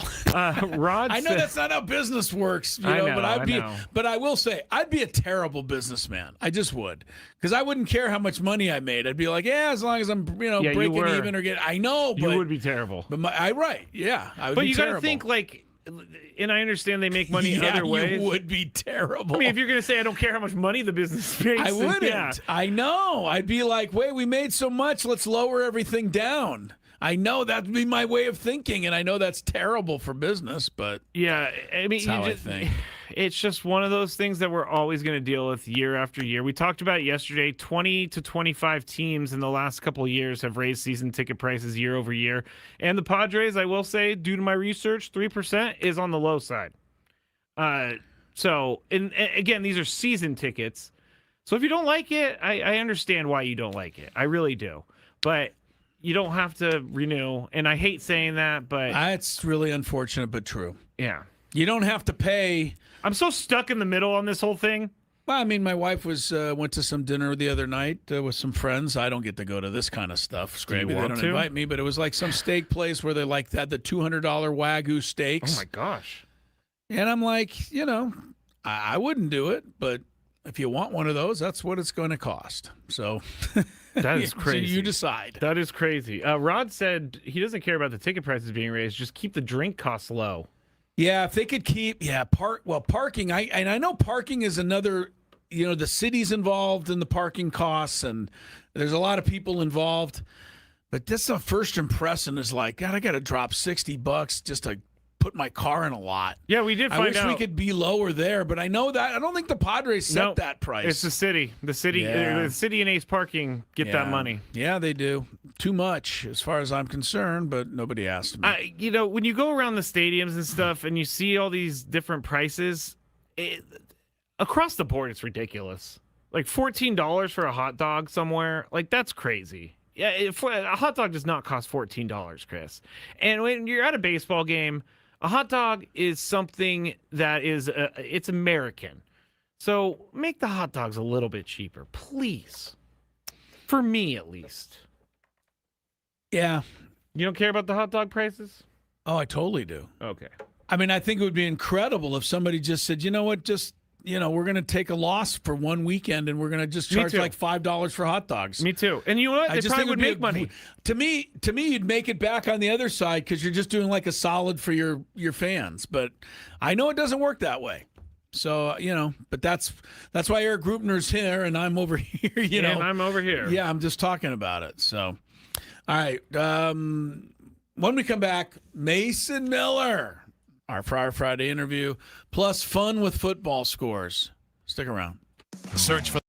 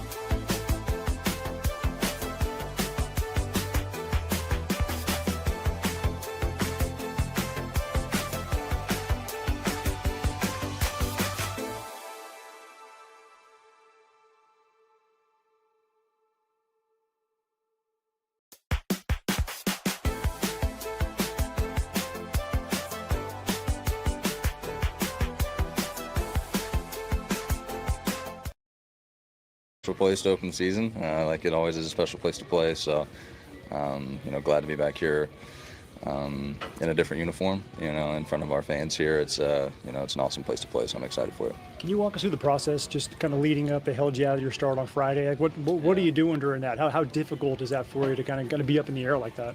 Yeah, it was weird. I'm super routine oriented. So I was informed the night before my start that I wasn't going to be making it. So I kind of had to just wait through the weekend and see what happened. And then, I ended up getting moved right, a couple minutes left for the deadline.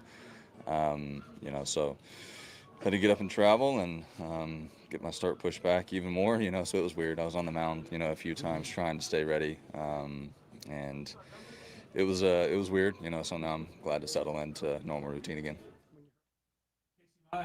Oh, my bad. Yeah, Casey Mize will get another shot, right? With the Padres. They're not going to. You think they're going to get rid of him now? Yeah, it would have been fun if they released him. You didn't look very good. Yeah, 8 runs, worst thing. Worst of your career? We're making a move. Casey Mize's next shot will be Monday night against the Brew Crew. That's a big start. And that is a big giveaway night, although the T-shirt is way over there, Scraby, so I can't. Hang on. Hold on. Where is it? Oh, he's going to get it. And he has to display it in a nice way. Here, you describe while I hold it up. All right, so it's a nice pocket on the front T-shirt. It has the adventures of Merrill Madness and El Nino in like comic book formats. I think it's a very cool shirt. It's a sand type color shirt. Right, and if you look at the shirt, this is the pocket, and Scraby said this is where you keep your smokes. Yeah, you keep your smokes or you keep your cell phone. I did say that. When I was in college, I used to put them right there. Like I was James Dean or something. Yeah, right. Okay. We got Mason Miller, our Friar Friday interview. You'll hear it in a couple of minutes, but this is stuff that I like to do. So you're going to have to just put up with it. I wish people knew how much I put into this whole thing. Yeah, this is at least an hour's worth of work. Nah, I'm crazy. I love stuff like this. But we had a trivia question earlier today. The most common score in the history of the National Football League. It's happened over 300 times, and that score is 20-17.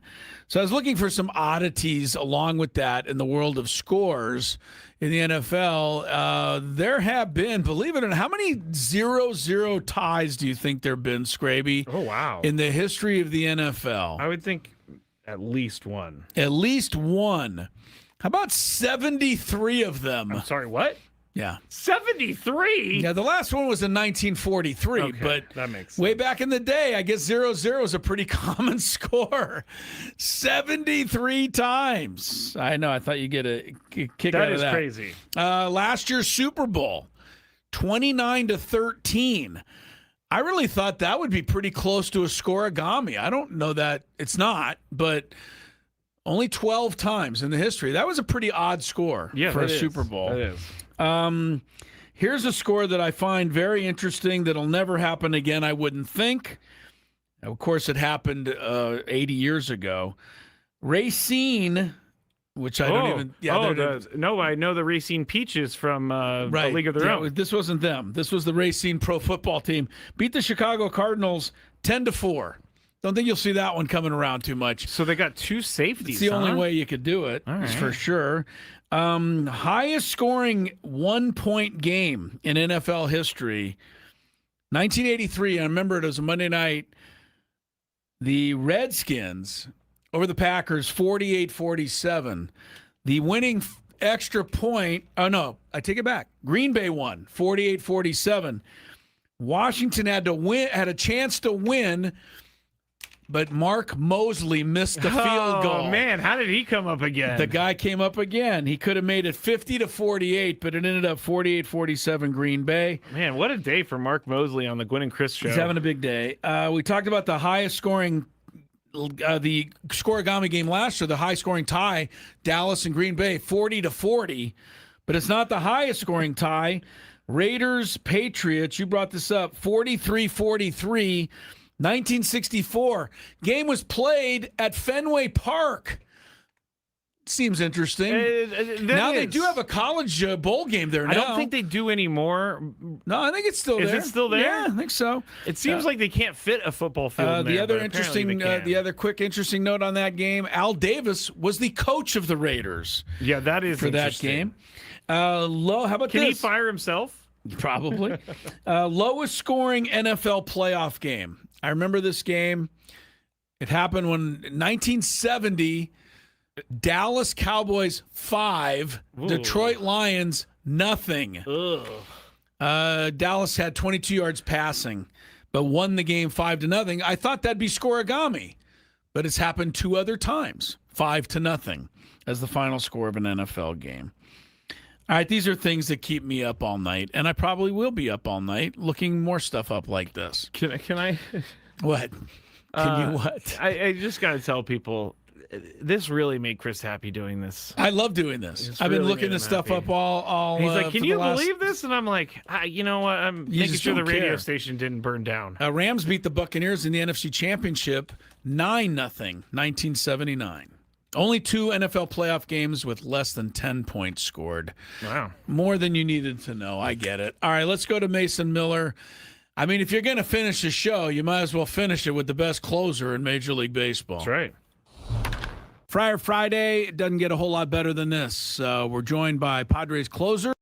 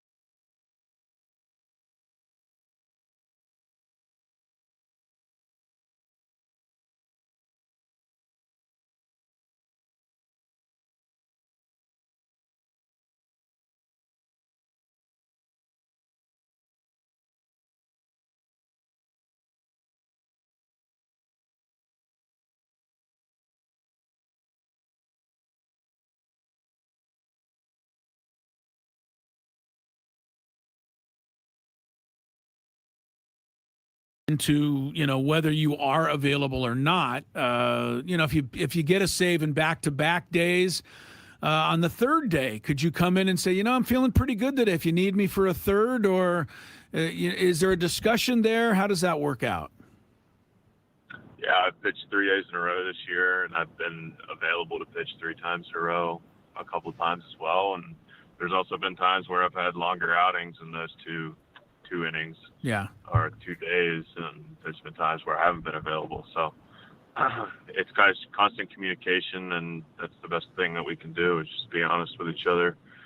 Coaches and trainers and staff be honest about what they think smart, and me be honest about what I think is best based on how my body's feeling. Mason Miller joins us here, Padres closer for Friar Friday. And Mason, obviously your fastball slider mix is probably the best in the biz. We've seen you make some big league hitters look foolish, but you have occasionally toyed around with the changeup. You'll mix it in every once in a while when it's the right lead or the right spot for it. How is the changeup coming along for you? Is it do you feel like it's moving in a direction where you could start adding it, at some point?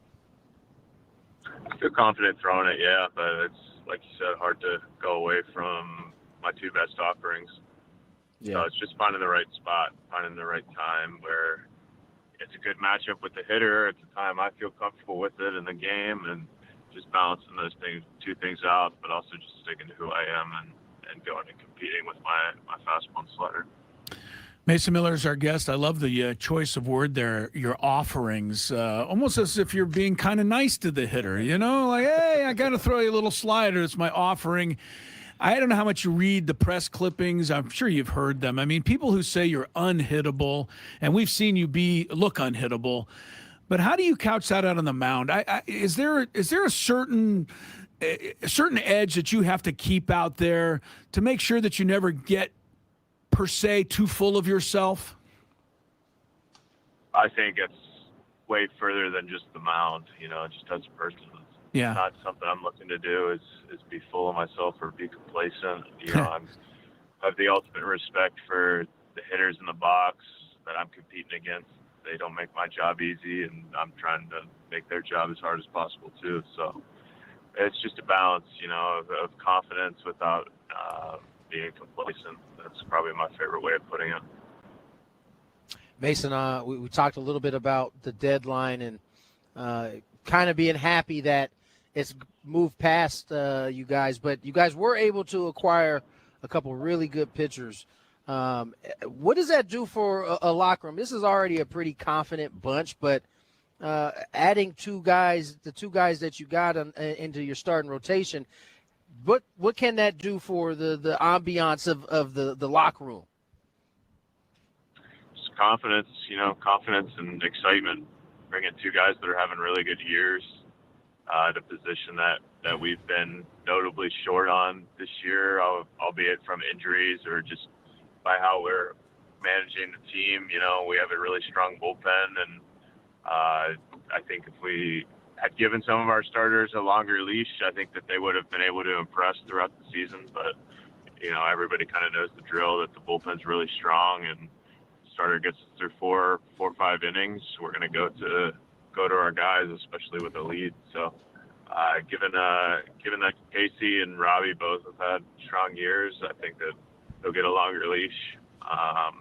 And I look forward to watching them eating and maybe taking a little bit of a load off the bullpen as well. Mason Miller joining us on the SDCCU fan hotline. It's not big bank banking, it's better. We'll let you roll here, Mason. One last thing. I've really enjoyed some of the scoreboard entertainment that you and especially Jason Adam have provided between innings. You guys seem to get a kick out of it when they show you guys after those things play up there and some of the games and fun you've had. I mean, that's kind of part of the enjoyment. I think this organization kind of, brings all you guys in on that. Was it fun to do? And I mean, how much of a kick out of that stuff do you get? Yes, it is fun. It is nice to show the fans, I guess, a little bit of the look behind the curtain. They know the person we are on the field, the competitor that we are. Jason especially makes it easy to be yourself, and he's one of a kind. So, hopefully get him back healthy and competing on the field. But in the meantime, I guess fans will just have to live with his on screen personality. Well, Mason, it's exciting and fun to have you on. I know we've been able to have you on before, but not often any of us get to talk to the best in the business. But I think we're enjoying that right now. And, let's finish up. Have a great last 2 months of the season, and hopefully we'll catch up to you in October. Thanks, Mason. Sounds good, guys. Thank you, sir. We appreciate Mason Miller. Absolutely. Fitting us in to his afternoon on his way to the ballpark. Padres got home late last night. They're back at it tonight. We got the game coming up after Sam's pregame show. Oh, everybody better listen to this because he texted me saying he's got some great audio. He's got a doozy. All right, we're back Monday, you and I and Tony, to wrap up the weekend and get you ready for the Brew Crew Monday. So stick around. Have a good weekend, everyone. From all of us, Gwynn and Chris, 97.3 The Fan.